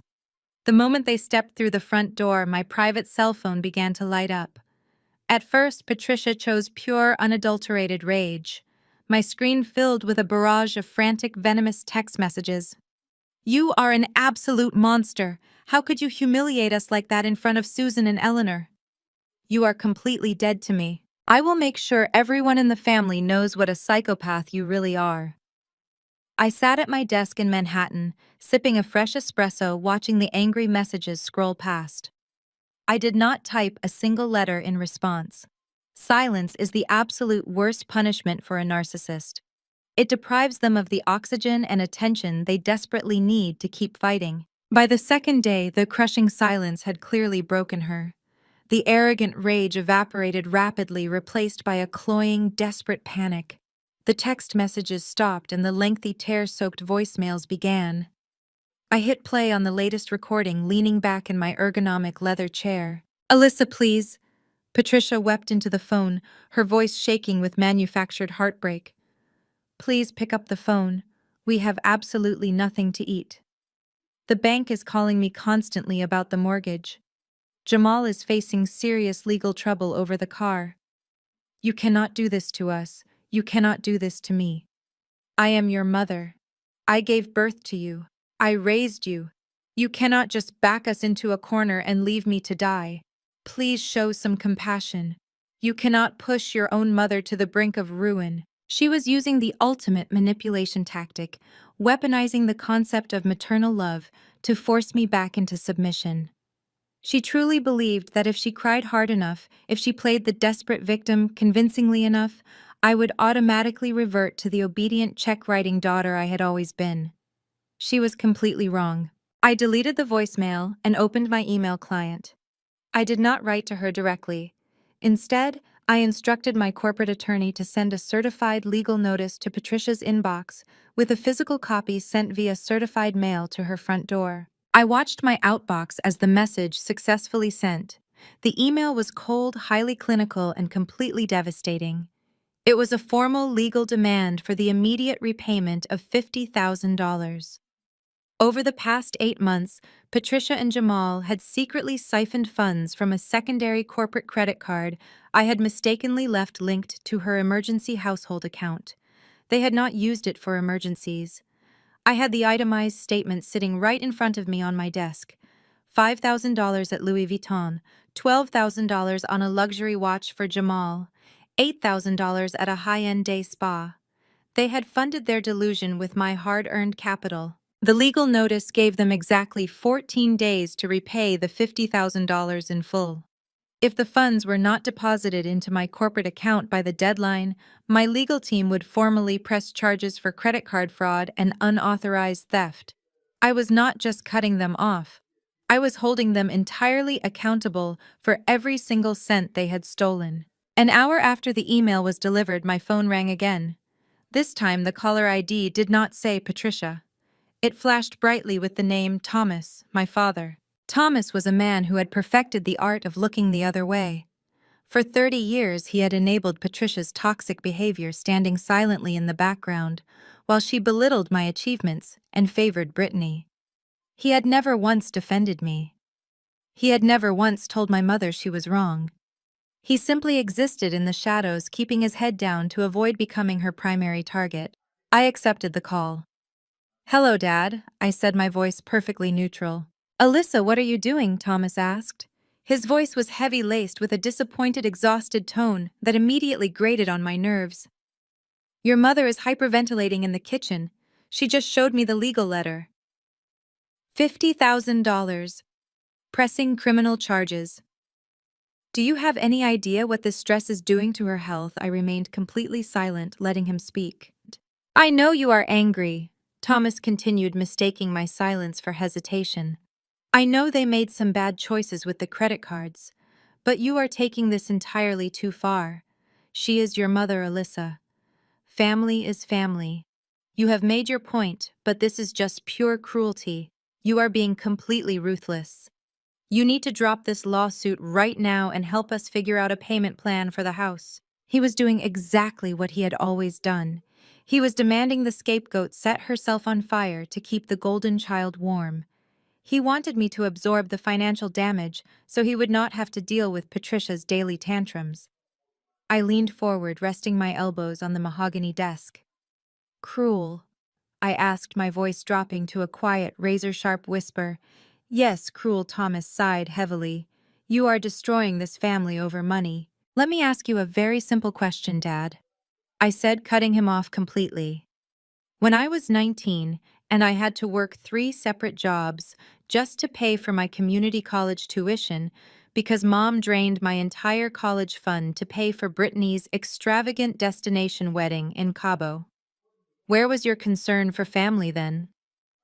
The line went dead silent. When I was eating instant noodles in a freezing apartment while you and Mom bought Jamal a Rolex for his birthday, did you pull Mom aside and call her cruel? I continued, my voice steady and unyielding. Did you ever even once, in 30 years, tell Patricia that the way she treated me was ruthless? Thomas opened his mouth to speak. A faint, pathetic stammering sound came through the receiver, but no actual words formed. He was completely trapped in his own hypocrisy. I am not destroying this family, Dad, I stated, delivering the final undeniable truth. I am simply refusing to fund its delusion any longer. You have exactly 14 days to find the $50,000. I strongly suggest you start packing. I tapped the red button ending the call and set the phone face down on my desk. My phone barely rested on the mahogany wood for 3 seconds before the screen illuminated again. Thomas was calling back. He was persistent, driven by the absolute panic radiating from Patricia in their kitchen. I let it ring 4 times, savoring the image of him sweating under my mother's furious gaze, before I picked it up and pressed it back to my ear. Do not hang up on me, Alyssa, Thomas said immediately. His voice trembled with a pathetic mixture of fear and forced paternal authority. You cannot just walk away from this conversation. Anyway, she is your mother, and Brittany is your sister. You should not humiliate the family like this. We do not air our dirty laundry for the world to see. You are acting completely out of line. I leaned back in my chair, staring out at the Manhattan skyline. The sheer audacity of his words washed over me, but instead of making me angry, it only sharpened my focus. Humiliate the family. I repeated, my voice ice cold. Dad, the family humiliated itself. I simply stopped buying the tickets to the circus. You are talking about dirty laundry, but you have spent your entire life hiding in the laundry room, pretending the house is not burning down around you. Alyssa, please. Thomas pleaded, his tone dropping the fake authority and reverting to his usual whiny negotiation tactic. Be reasonable. You have plenty of money. $50,000 is nothing to your company. You can absorb this loss. If you pursue these criminal charges, you will destroy us. You will send Jamal to prison. You will ruin your sister's life. I am not the one who ruined Brittany's life, I stated clearly. Jamal did that when he conned all of you, and you did that when you enabled him. I heard a sharp intake of breath on the other end of the line. Thomas was silent. Do not play dumb with me, Dad, I continued, my voice slicing through the silence like a scalpel. Did you actually believe I would just freeze the credit cards and walk away without looking deeper? Did you really think I did not run a full comprehensive forensic audit on Jamal the second I noticed those fraudulent charges on my corporate accounts? Thomas let out a shaky breath. Alyssa, you do not understand. I understand everything, I interrupted. I know exactly where the money went. I tracked every single wire transfer Jamal made over the last 3 years. I know about the offshore crypto accounts. I know about the fake digital coins he bought into. And most importantly, Dad, I know about your retirement fund. The silence on the phone was absolute. I could almost hear his heart stop beating. I know that Jamal did not just convince Mom to take out a second mortgage on the house, I said, laying out the undeniable facts. I know he came to you first. I know you signed over your entire pension and your 401k to him because he promised you a 30% return. You handed him your entire life savings, and he lost every single penny of it in less than 4 months. Thomas let out a wretched choking sound. It was the sound of a man whose deepest, darkest secret had just been dragged out into the harsh light of day. You knew I pressed on, refusing to give him a single second to recover. You knew Jamal was a fraud. You knew he had bankrupted you. You knew you had absolutely nothing left for retirement. But instead of acting like a man and telling your wife the truth, you hid like a coward. You kept your mouth shut while Patricia paraded around the country club bragging about her wealthy son-in-law. Alyssa, I had to, Thomas cried, his voice breaking completely. You know how your mother is. If I told her I lost the retirement money to Jamal, she would have divorced me. She would have destroyed me. I was trying to protect the peace. I was trying to find a way to make the money back before she noticed. You were protecting yourself, I corrected him harshly. You watched Patricia drain my corporate cards to buy designer handbags and luxury spa days, and you said absolutely nothing. You knew she was stealing from your own daughter to fund a fake lifestyle, and you let it happen because it kept her distracted. You let her steal my capital so you would not have to face the consequences of your own stupidity. I was desperate, Thomas sobbed openly now. We were drowning. We needed the cash to keep up appearances. Please, Alyssa, I am begging you. If you expose this, if you tell your mother about the pension, it will kill her. She has nothing else. She never had anything, Dad, I replied, feeling a profound sense of closure. She only had the illusions you all built for her. And you sacrificed my well-being, my hard work, and my company just to keep her comfortable in her delusion. You allowed her to treat me like a disappointment my entire life, while secretly relying on my money to survive. I am sorry, Thomas wept. I am so sorry. Just please withdraw the legal notice. We will figure something out. I will get a second job. I will pay you back. Do not take the house away from your mother. I let his pathetic apologies wash over me, feeling absolutely nothing but a cold, clinical satisfaction. I am not taking the house away, Dad, I said, my voice dropping to a deadly calm whisper. The bank is taking the house. What are you talking about? Thomas stammered, confusion temporarily overriding his panic. The mortgage is in my name. You have nothing to do with the house. I tapped my pen against my desk, savoring the final, devastating reveal.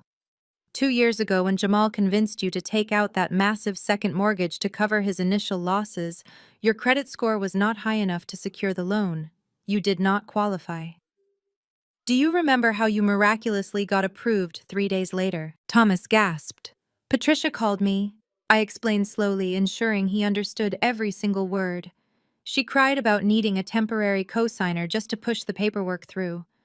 She swore Jamal was going to pay it off in 6 months. I was still foolish enough to crave her approval back then, so I signed the documents. I became the primary financial guarantor on your home. I am the only reason you still have a roof over your head. Alyssa, no, Thomas breathed, the sheer terror in his voice unmistakable. I contacted my legal team this morning. I announced delivering the final blow.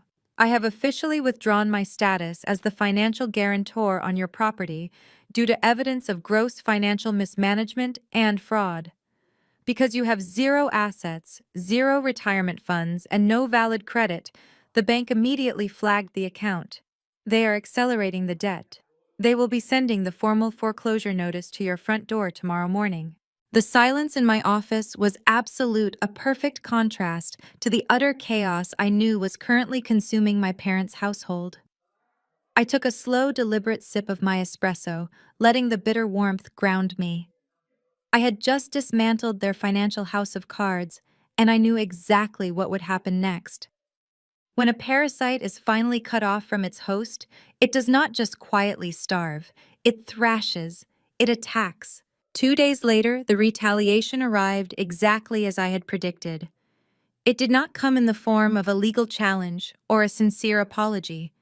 It came wrapped in a high-definition, tear-stained social media performance.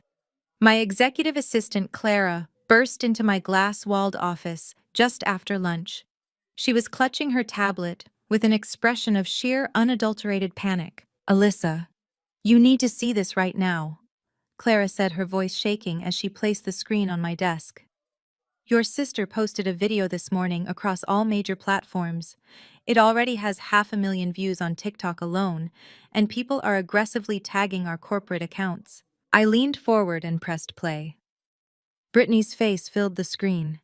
She had clearly spent hours meticulously styling herself to look like she had not slept in days. Her usually flawless salon-blown hair was tied in a messy frayed knot. She wore a plain, oversized gray sweatshirt instead of her usual designer labels. She stared directly into the camera, her eyes perfectly welling with calculated, glistening tears. "Hi, everyone," Brittany began, her voice trembling with practiced fragility. "I never thought I would have to make a video like this. But my family is in immediate danger and I have nowhere else to turn. My older sister, Alyssa Wilson, the CEO of Global Partnerships, is trying to completely destroy us." Brittany wiped a single dramatic tear from her cheek, staring soulfully into the lens.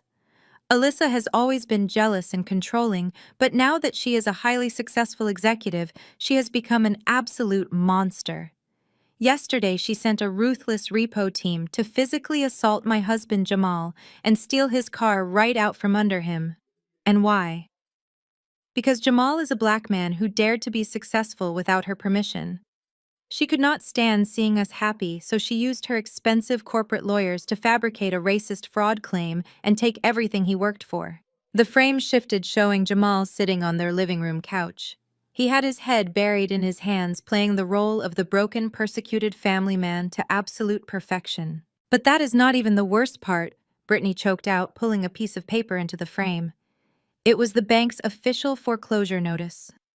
Alyssa is a millionaire, but she just legally forced the bank to foreclose on my elderly parents' home. She is throwing our mother and father out onto the street in the middle of a freezing winter, just out of pure malicious spite. She is a cold, heartless corporate sociopath, and she needs to be held accountable. The video ended with a direct link to a GoFundMe page Brittany had cleverly set up, titled, "Save the Wilson Family Home." I scrolled through the comment section. Thousands of strangers were calling for my head. They demanded my company be boycotted immediately. They labeled me a racist, a ruthless capitalist villain, and a toxic, abusive family member. Right on cue, my personal cell phone began to vibrate violently against the mahogany wood of my desk. The viral video had successfully rallied the extended family troops. Relatives who had not bothered to speak to me in a decade were suddenly flooding my inbox with venomous, self-righteous outrage. Aunt Eleanor texted first. "You are a disgusting excuse for a human being. How dare you put your own mother on the street? You are completely dead to this family." Cousin Greg followed seconds later. "I always knew you were a cold person, Alyssa, but framing Jamal and using your lawyers to bully Brittany is a new low. Fix this right now, or I am going to the local press myself." Then came Patricia. Her text was short and dripping with triumphant malice. "I told you I would make sure everyone knew what a psychopath you really are. You brought this public humiliation on yourself. Transfer the $50,000 and give Jamal his car back immediately, or Brittany posts part 2 tonight." Clara stood anxiously by the door, wringing her hands. "Alyssa, the PR department is freaking out. Our main corporate inbox is getting flooded with hate mail. A few of our minor clients have already emailed asking for clarification on the racism and fraud allegations. Marcus wants to draft a press release immediately. We need to issue a formal apology or at least a public statement denying the claims. This is escalating too fast." I looked at Clara, then back at the paused image of Brittany's crying face on the tablet. They really thought this would work. They thought public shame would force me into immediate submission. They thought I would panic, write a massive check to make the bad press disappear, and quietly retreat into the shadows while they played the triumphant, vindicated victims. They assumed I would cower to protect my corporate image. They had completely underestimated who they were dealing with. We are not issuing an apology, Clara. I said, my voice perfectly steady and devoid of any anxiety. And we are not writing a defensive press release. You can go back to your desk. I will handle this entirely on my own. Clara looked hesitant, but nodded, backing out of the office and pulling the heavy glass door shut behind her. Alone in my office, the chaotic noise of the city completely muffled by the thick soundproof glass, I picked up my porcelain teacup. I took a slow, calming sip of my Earl Grey tea. I felt absolutely no fear. I felt no shame. I only felt the cold, undeniable thrill of a steel trap finally snapping shut. I turned to my dual monitor setup. I did not open social media to argue in the comments. I did not record a weeping, emotional response video to plead my case to strangers. Instead, I opened a secure, encrypted cloud drive I had meticulously compiled over the last 8 months.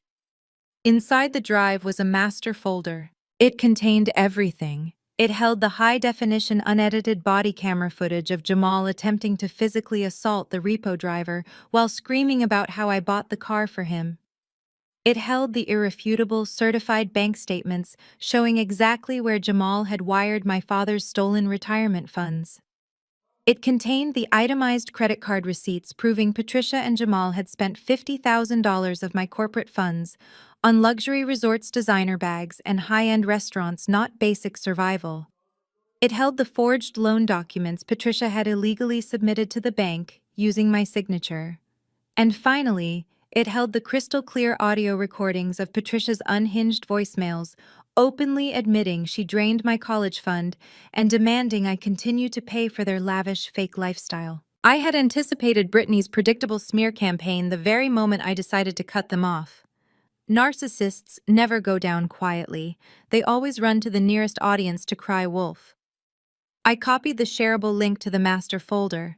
I pasted it directly onto my company's official public blog, pinned it to the top of my personal social media profiles, and replied to Brittany's viral video with a single, devastatingly simple caption. For anyone interested in donating to Brittany's GoFundMe, please review the attached legal and financial documentation of their active criminal fraud first. Proceed at your own risk. I moved my mouse over the screen. Without a single ounce of hesitation or regret, I firmly clicked public. The link went live instantly across every platform I possessed. I did not stop there. I compiled a mass email list containing every single relative who had spammed my inbox with their self-righteous vitriol over the past hour. I added the contact information of every prominent member of my mother's beloved country club, including Susan and Eleanor, whose email addresses I had saved from organizing Patricia's charity luncheons years ago. I dropped the link into the BCC line, hit send, and watched the digital bomb detonate. I sat perfectly still in my quiet, soundproof office, watching the analytics dashboard light up. I did not feel the need to jump into the comment sections to defend myself. I did not write a single accompanying paragraph of explanation. The truth does not require an emotional defense. It stands entirely on its own. Inside that public repository, there was absolutely no room for interpretation, manipulation, or debate. The first subfolder was dedicated entirely to Jamal. Beside the vehicle registration proving I was the sole legal owner of the Range Rover, preventing any false claims of racist theft, I uploaded the heavily itemized credit card statements Brittany had never bothered to review. Highlighting the specific transactions was incredibly easy. Jamal had not just been buying luxury watches. He had been actively funding a 22-year-old college student in Miami. The statements showed recurring charges for boutique hotels, direct cash transfers labeled as tuition assistance, and expensive receipts for designer lingerie. All of it was paid for using my stolen corporate funds while Brittany sat at home bragging to her followers about her devoted, wealthy husband. The second folder was curated specifically for Patricia. Over the years, my mother had treated me as her personal administrative assistant, forcing me to manage her digital calendar and sync her devices. She was entirely ignorant of how cloud backups worked. I had exported hundreds of her private text messages. I made sure to prominently feature the screenshots where Patricia viciously mocked the very women she played tennis with. There were brutal messages calling Eleanor a desperate aging cow with terrible plastic surgery. There were texts referring to Susan's husband as a cheap, pathetic loser who could barely afford their club dues. There were long, toxic threads complaining about how irritating and backward our extended family was, labeling her own sisters and cousins as tacky burdens dragging down her elite social image. But the final folder was the true centerpiece. I titled it The Golden Childhood. It contained a series of stark, high-resolution photographs I had taken years ago before moving out. Pictures of Brittany's massive sunlit bedroom overflowing with toys, electronics, and expensive clothes. And right next to them, the photos of my designated living space. The damp, unfinished concrete basement. The single thin sleeping bag laid out next to the humming water heater. The tiny space heater plugged into an exposed extension cord surrounded by boxes of holiday decorations. It was the raw, undeniable visual proof of exactly how the loving, victimized Wilson family treated their scapegoat behind closed doors. The internet moves with terrifying speed when presented with undeniable receipts. Within 20 minutes, the entire narrative violently inverted. My phone, which had been buzzing nonstop with hate mail, suddenly went dead silent from my relatives. Instead, the notifications shifted entirely to the social media platforms. Brittany's comments section, previously a unified echo chamber of support, turned into an absolute slaughterhouse. I opened her page and watched the destruction happen in real time. Her followers were vicious. They flooded her crying video with links to the drive. They tagged her sponsors. They demanded to know why she was crying for public donations while her husband was busy spending stolen corporate money on a sugar baby in Florida. I watched her follower count begin a rapid, irreversible freefall. People do not like being lied to, and they especially loathe being scammed out of their own money. The GoFundMe page she had linked was mass reported for fraud and suspended within the hour. Two major fashion brands that sponsored her influencer content issued public statements on their pages, severing all ties immediately and citing a zero-tolerance policy for fraudulent behavior. Her carefully curated career, built entirely on the illusion of a perfect marriage and unearned wealth, evaporated into thin air. To make matters worse for Jamal, his carefully constructed alpha male persona was annihilated. The Miami sugar baby, realizing her benefactor was actually broke and committing felony credit card fraud, immediately took to her own social media. She posted screenshots of Jamal begging her to lay low, completely outing him as a penniless grifter living in his mother-in-law's basement. Brittany tried desperately to delete the negative comments, but they were pouring in by the thousands. Eventually, she panicked and locked her entire account, switching it to private and disappearing from the internet entirely. Meanwhile, the country club explosion was happening entirely offline, but the shockwaves reached me just the same. My desk phone buzzed with an incoming call from an unknown number. I let it go to voicemail, but the transcript popped up on my screen shortly after. It was Eleanor. Her voice was shaking with pure, unadulterated fury. She was not calling to yell at me. She was calling to thank me for opening her eyes. She informed my voicemail that Patricia had just been formally expelled from the club's planning committee and was permanently banned from the premises. Her lifelong friends had created a unified front, cutting her off completely. The aunts and uncles who had previously accused me of being heartless were suddenly faced with the photographic reality of child neglect. The image of the freezing concrete floor where I spent my winters while Brittany slept on a plush mattress shattered their illusion of Patricia as a devoted mother. The relatives who had cursed my name just an hour ago were now turning their rage directly onto Patricia. They flooded the family group chat, demanding explanations for the sleeping bag, the stolen money, and the vile insults.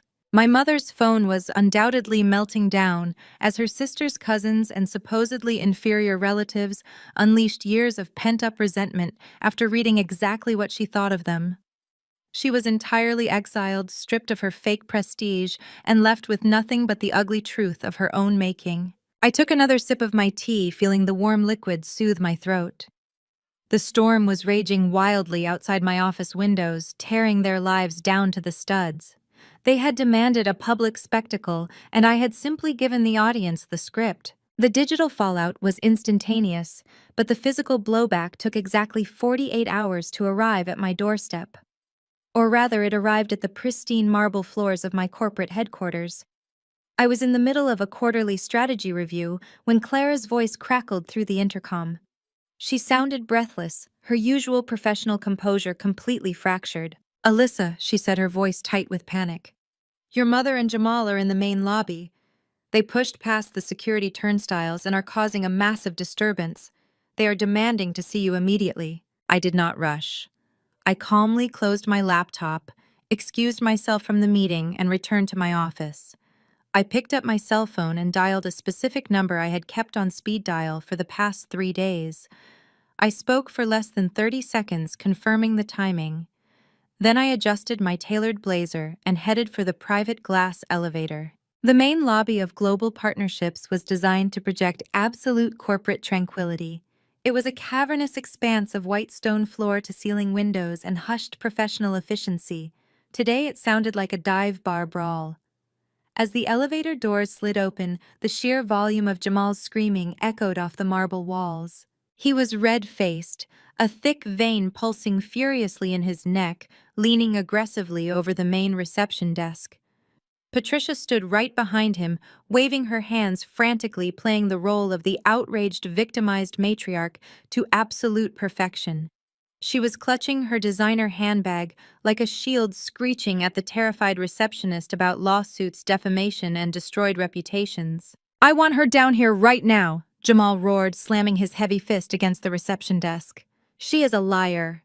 She planted those fake bank statements to ruin my life, and I'm going to sue this entire company into the ground. Call her down here before I go up there and drag her out myself." I stepped out of the elevator. I was not alone. Flanking me were two of our largest corporate security directors, both men standing over 6 feet tall with expressions of stone. Walking slightly behind them, dressed in a sharp gray suit, was Detective Rollins. He was a senior investigator with the Financial Crimes Division, and we had become very well acquainted over the past few weeks. I walked directly toward the chaotic duo, the sharp click of my heels echoing through the sudden silence of the lobby as the staff noticed my arrival. "You have exactly 1 minute to state your business before you are forcibly removed for trespassing," I said. My voice was perfectly level, slicing through the tension like a razor. Jamal whipped around, his eyes blazing with a toxic mixture of humiliation and unhinged rage. "You set me up," he snarled, taking a heavy, intimidating step forward. "You fabricated those receipts. You hired someone to hack my accounts. You ruined my marriage and my reputation. I want a public retraction right now, and I want compensation for the damages you caused my brand." Patricia pushed her way forward, her face twisted in an ugly snarl. "You wicked, vindictive girl," she hissed. "Brittany is practically catatonic in bed. Your father's country club friends are treating us like lepers. You will write Jamal a check for his pain and suffering, and you will take down that disgusting website today, or I swear I will ruin you." I did not flinch. I did not step back. I looked at Jamal's sweating, desperate face, and then at my mother's delusional, frantic eyes. I felt a profound sense of pity for how small they truly were. Everything I posted was the absolute verified truth. I stated, my voice echoing clearly for the entire lobby to hear. "You spent $50,000 of my stolen corporate funds on a 22-year-old college student in Miami. You lost my father's entire pension in fraudulent offshore crypto schemes. I did not ruin your life, Jamal. I just turned on the lights." Jamal lost whatever tiny shred of sanity he was clinging to. "I am going to destroy you," he roared, lunging forward with his massive hands balled into fists. He did not make it 2 steps. Detective Rollins stepped smoothly around me, stepping directly into Jamal's path while flashing a gold badge. The 2 security guards instantly flanked him, creating an impenetrable wall. Jamal froze in his tracks. The arrogant, aggressive swagger evaporated in a fraction of a second, instantly replaced by the sheer, paralyzing terror of a cornered animal. "Jamal Davis." Detective Rollins said, his voice deep and commanding, ringing out in the dead silent lobby. "You are under arrest." "What?" Jamal stammered, stepping backward, his hands flying up in a defensive gesture. No, you have it wrong." She is the one harassing me. She is lying. You are under arrest for multiple counts of wire fraud, identity theft, and grand larceny. Rollins continued pulling a pair of heavy steel handcuffs from his belt. We received a very comprehensive, fully documented file from the FBI's cyber division yesterday morning. It seems the offshore accounts you used to funnel stolen retirement funds flagged several federal violations. Put your hands behind your back. Patricia shrieked. It was a high, piercing sound of absolute horror. This is a mistake, she cried out, grabbing Jamal's arm as if she could physically pull him away from the law. My son-in-law is a legitimate investor. He is a wealthy man. Alyssa is making this all up to hurt us. Ma'am, step back immediately or you will be charged with interfering with an arrest, Rollins warned sharply. One of the security guards stepped forward gently but firmly, separating my hysterical mother from Jamal. Jamal was spun around and shoved firmly against the cold marble wall. The sharp metallic click of the handcuffs locking around his wrists echoed through the lobby. He did not fight back. He completely collapsed into himself, his knees buckling slightly as the reality of his future finally crushed him. I stood perfectly still, resting my hands in the pockets of my trousers.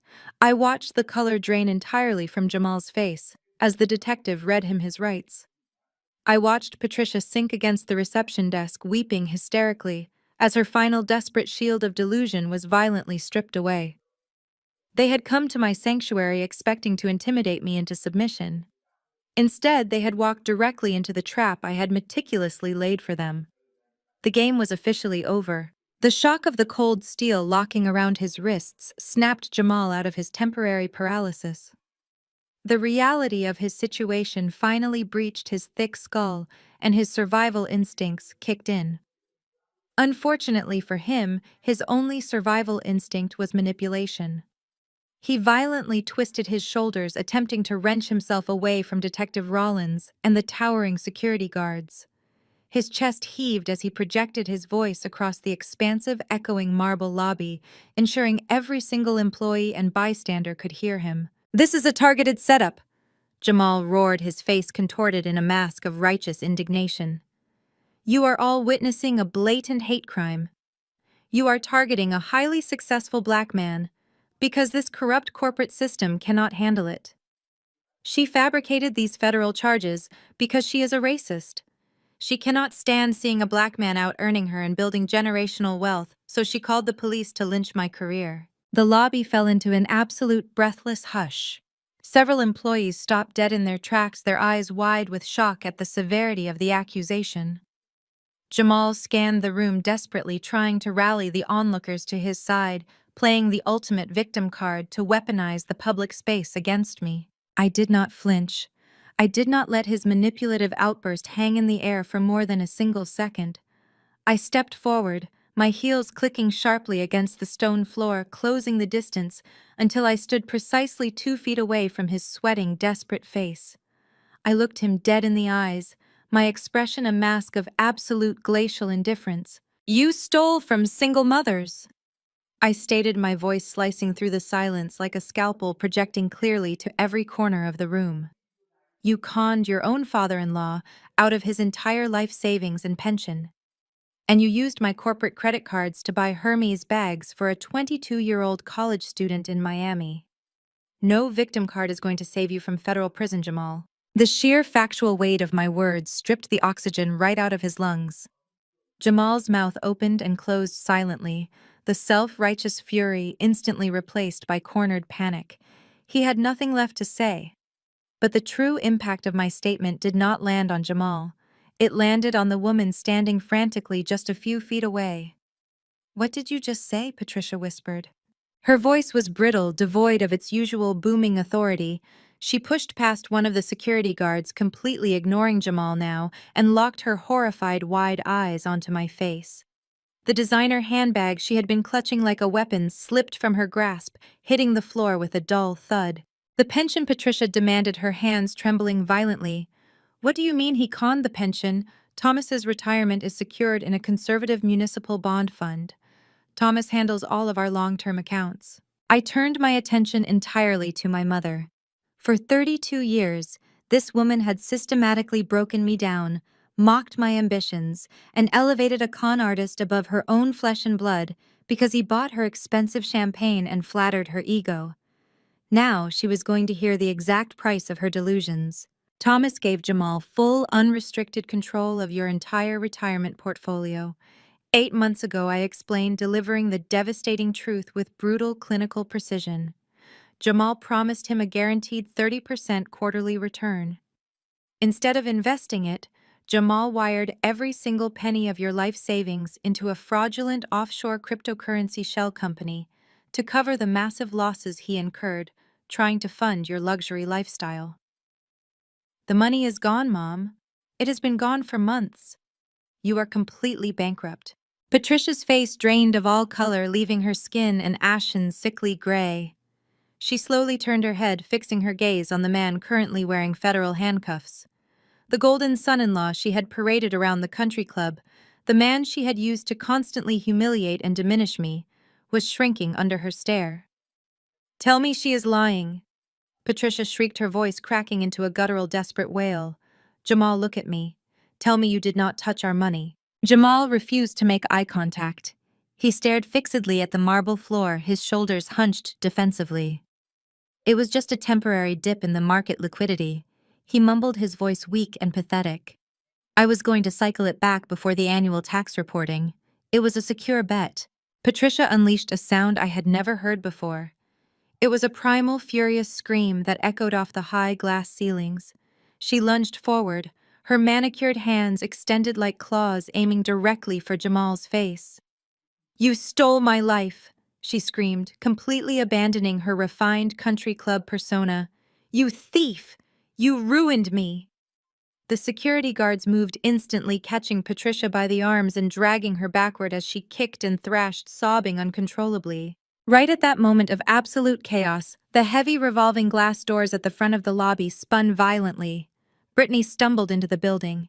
She was breathless, her hair plastered to her sweaty forehead, wearing the same oversized gray sweatshirt from her manipulative online video. She had clearly sprinted from whatever cheap rideshare had brought her here, since the bank had officially repossessed her luxury SUV that morning. Brittany took in the catastrophic scene. Her husband was restrained in steel cuffs by a federal detective. Her mother was being physically held back by corporate security, sobbing about bankruptcy. And I was standing perfectly untouched in the center of the wreckage, holding absolute control over the room. "No," Brittany gasped, sprinting across the marble floor. "No, Jamal." She threw herself toward Detective Rollins, but one of my security directors swiftly stepped into her path, blocking her advance. Brittany spun around, locking her desperate, tear-filled eyes on me. All of her arrogant golden child entitlement, the smug superiority she had worn like a crown her entire life, had completely evaporated. She was broken. "Alyssa, please!" Brittany begged, collapsing to her knees right there on the cold stone floor. Her voice dissolved into pathetic, gasping sobs. "I am begging you, you cannot do this. Drop the charges. Tell them it is a misunderstanding. If he goes to prison, my life is completely over. I have no money. I have no car. The bank is taking my house. I have absolutely nowhere to go. Please, Alyssa, I am your sister." I looked down at her. I searched the deepest corners of my heart for even a fraction of an ounce of sympathy, a shred of familial obligation.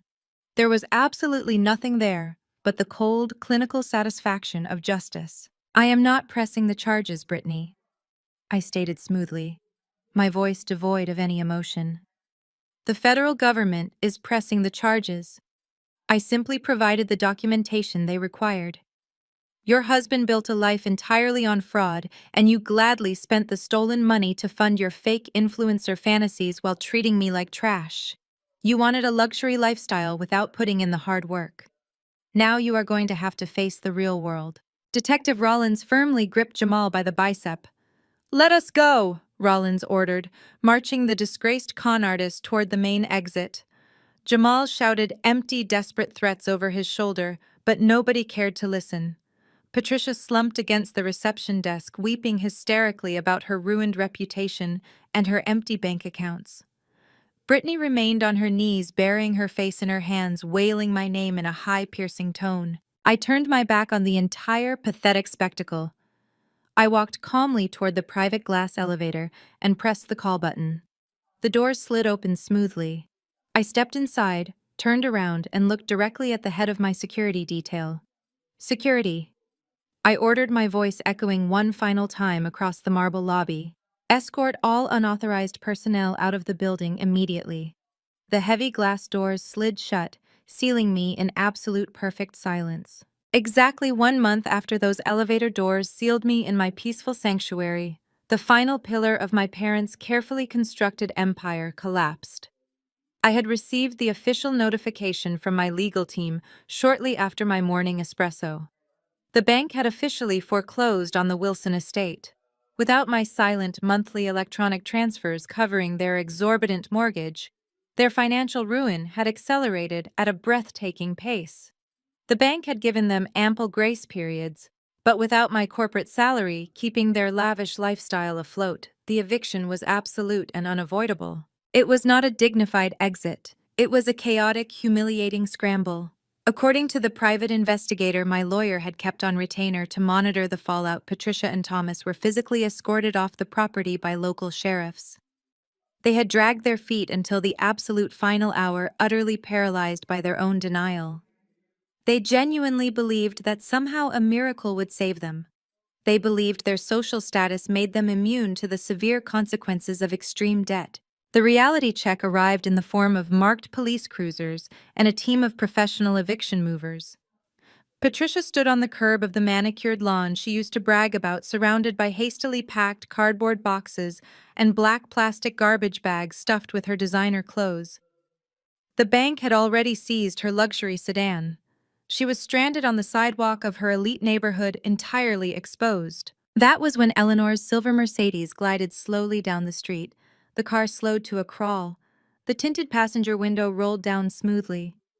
Susan was sitting in the passenger seat, holding up her smartphone, actively recording the entire pathetic spectacle. They did not shout insults. They did not need to hurl any verbal abuse.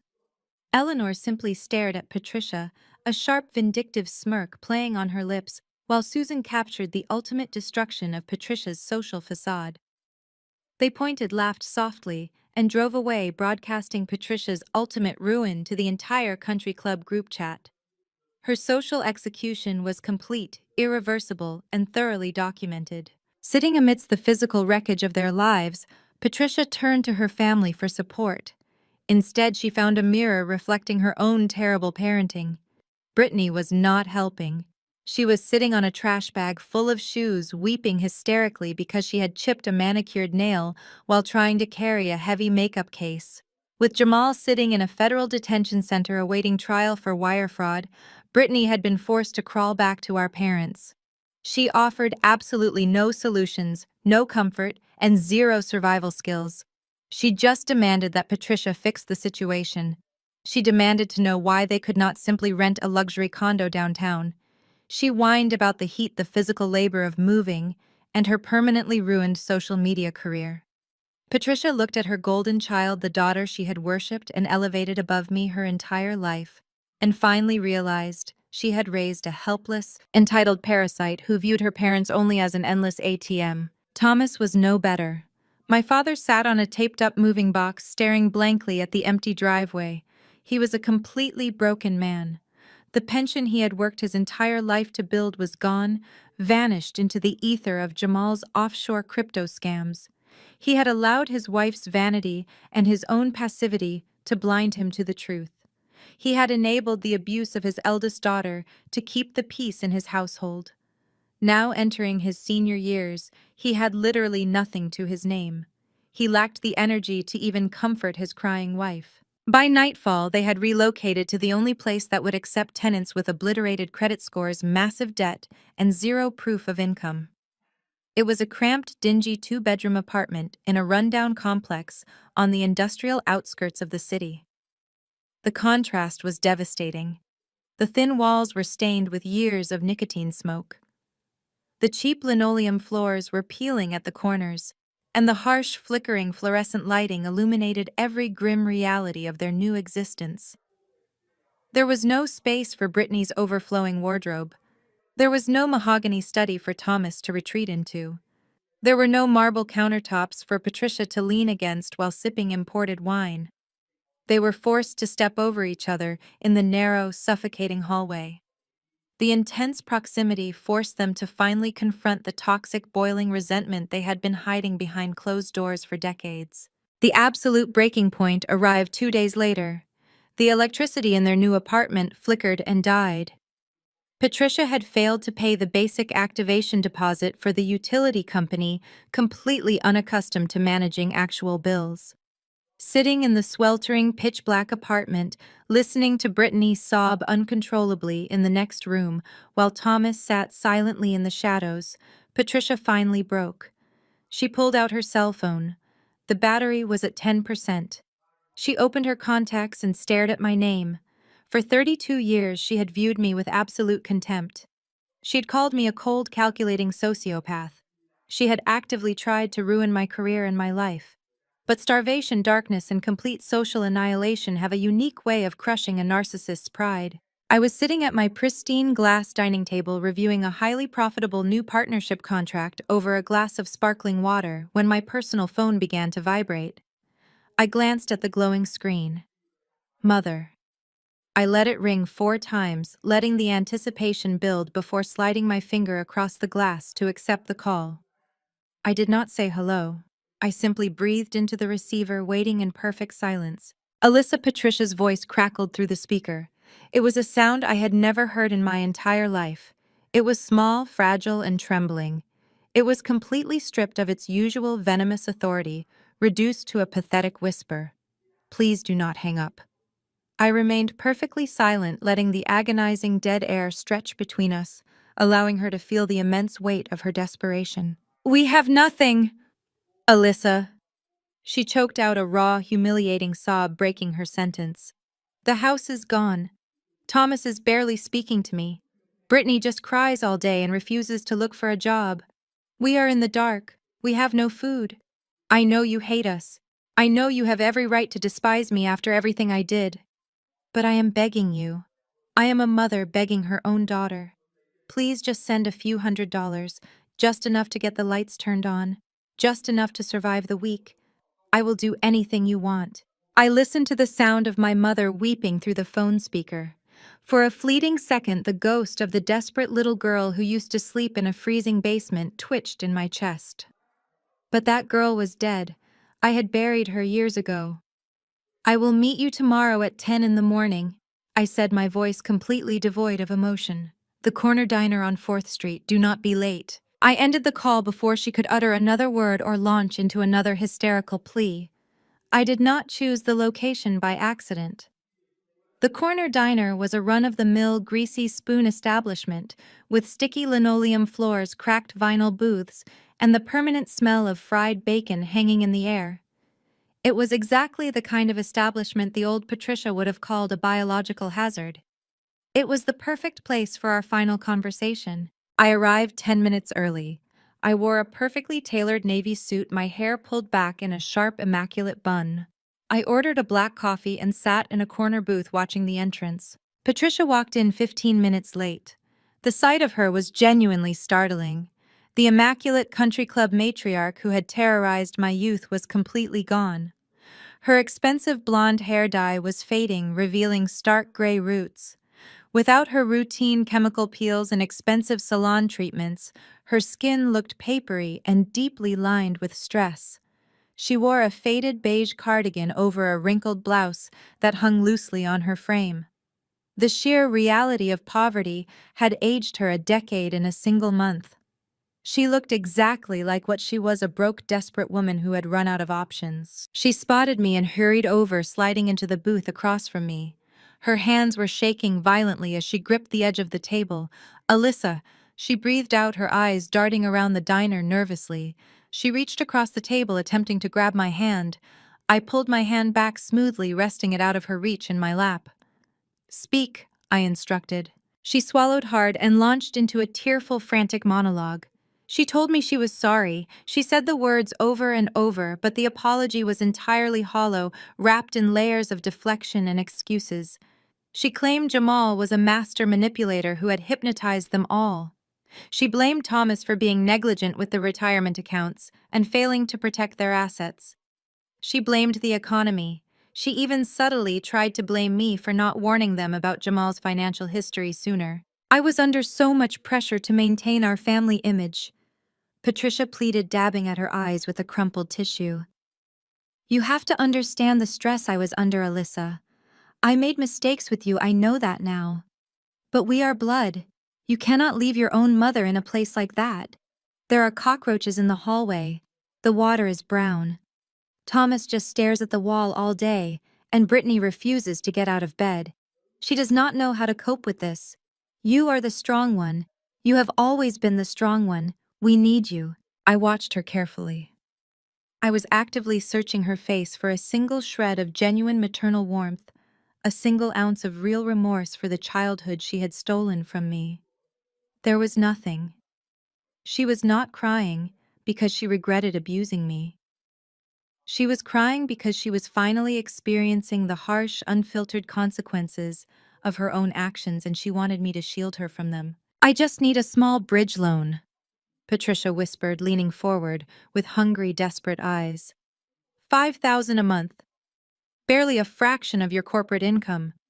Just enough to get us into a decent apartment in a safe neighborhood and get Brittany back on her feet. You have so much money now. You will not even notice it is gone. Please, Alyssa. I reached into my leather briefcase. I pulled out a crisp white envelope and slid it across the sticky table. Patricia's eyes lit up with ravenous relief.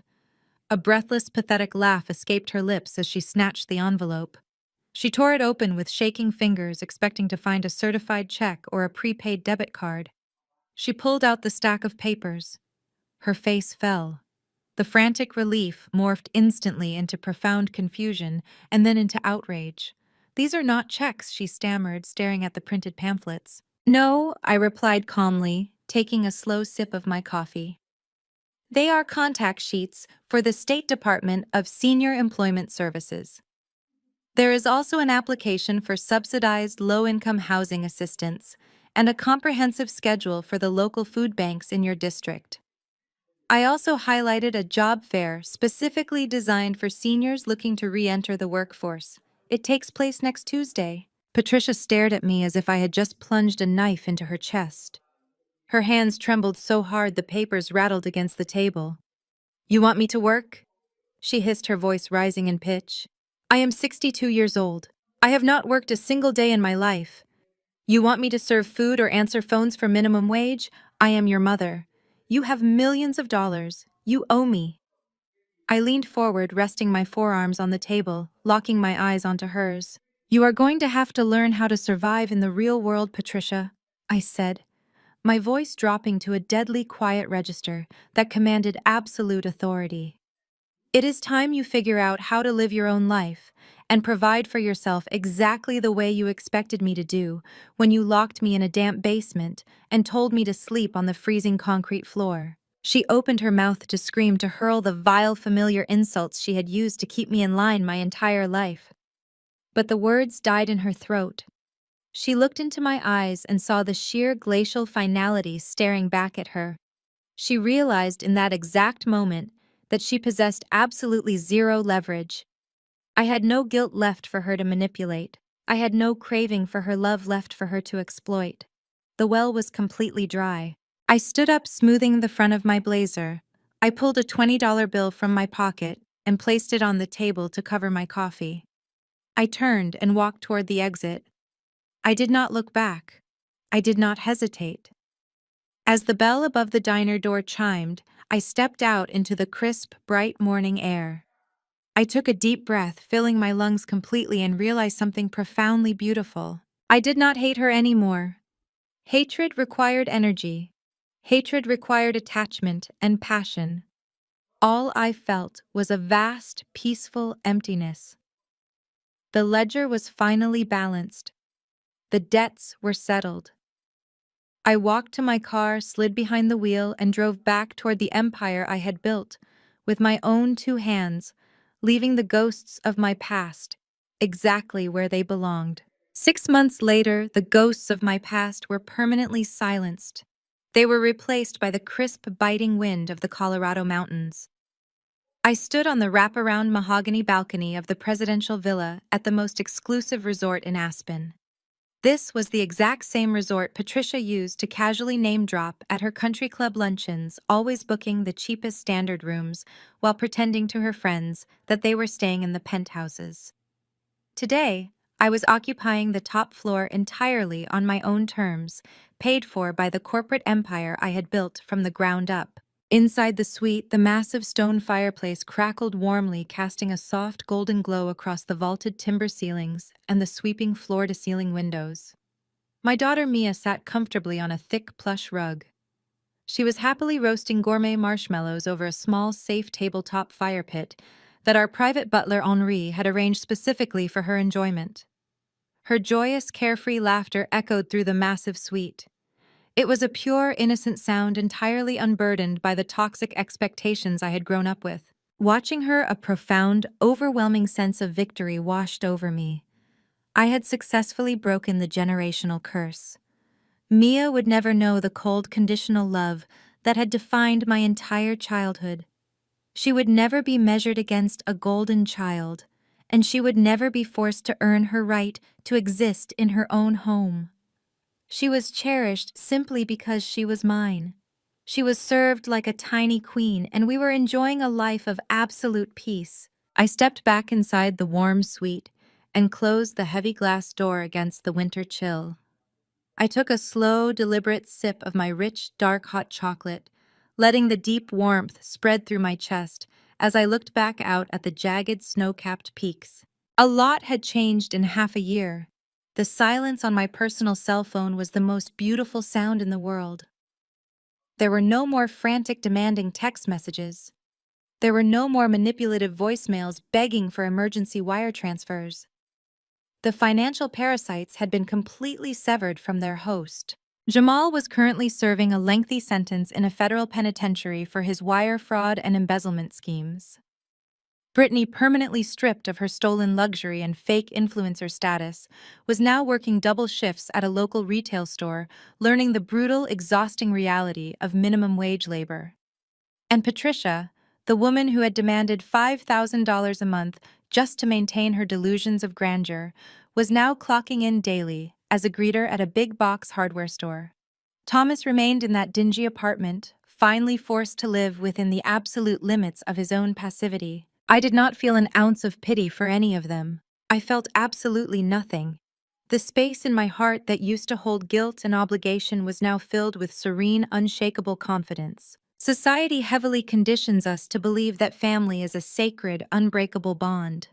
We are constantly taught that blood ties require endless forgiveness, infinite patience, and unconditional financial support, regardless of the abuse we are forced to suffer. We are told to keep the peace, to turn the other cheek, and to honor our parents no matter how deeply they destroy our mental health. But staring out at the pristine, untouched white snow of the mountains, I knew the absolute truth. Family does not mean sharing a bloodline with people who act like emotional and financial vampires. Family is not a group of people who drain your resources and your sanity while secretly hoping for your downfall so they can feel better about their own failures. Real family consists of the people who protect you. Real family uplifts you, cherishes your ambitions, and celebrates your success without a single trace of toxic envy. I had transformed myself from the discarded, overlooked scapegoat into the absolute architect of my own destiny. I was no longer the girl sleeping on a cold basement floor. I was a woman holding the keys to the presidential villa.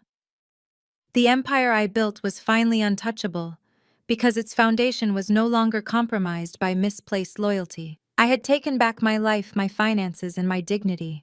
Protecting yourself from toxic people is never an act of selfishness. It is the ultimate act of self-preservation. You do not owe your abusers a comfortable life simply because they share your last name or your DNA. Sometimes the sweetest, most devastating revenge is not a grand screaming confrontation in a crowded room. It is not about filing lawsuits or destroying their property. The sweetest revenge is simply cutting off the supply. It is about walking away, locking the door behind you, and leaving them to face the brutal, unfiltered reality of their own incompetence. Have you ever had to draw a hard line and cut toxic family members out of your life? How did it feel to finally choose your own peace of mind over their endless demands? Share your story in the comments below. If my journey from betrayal to absolute freedom resonated with you, please hit the like button and subscribe for more stories about surviving toxic families and taking back your power. Thank you for listening, and always remember your peace is your most valuable asset. Never let anyone convince you to sell it at a discount. The most profound lesson learned from this story is that sharing a bloodline does not obligate you to endure endless toxicity or financial exploitation. True family is defined by unconditional support, mutual respect, and genuine care, not by manipulation or entitlement. Protecting your mental health and personal success from destructive relatives is never an act of selfishness. It is the ultimate form of pure survival. Walking away from abuse allows you to reclaim your narrative and completely build a life of authentic peace. Please share your own experiences of setting boundaries with toxic relatives to protect your peace. Comment below.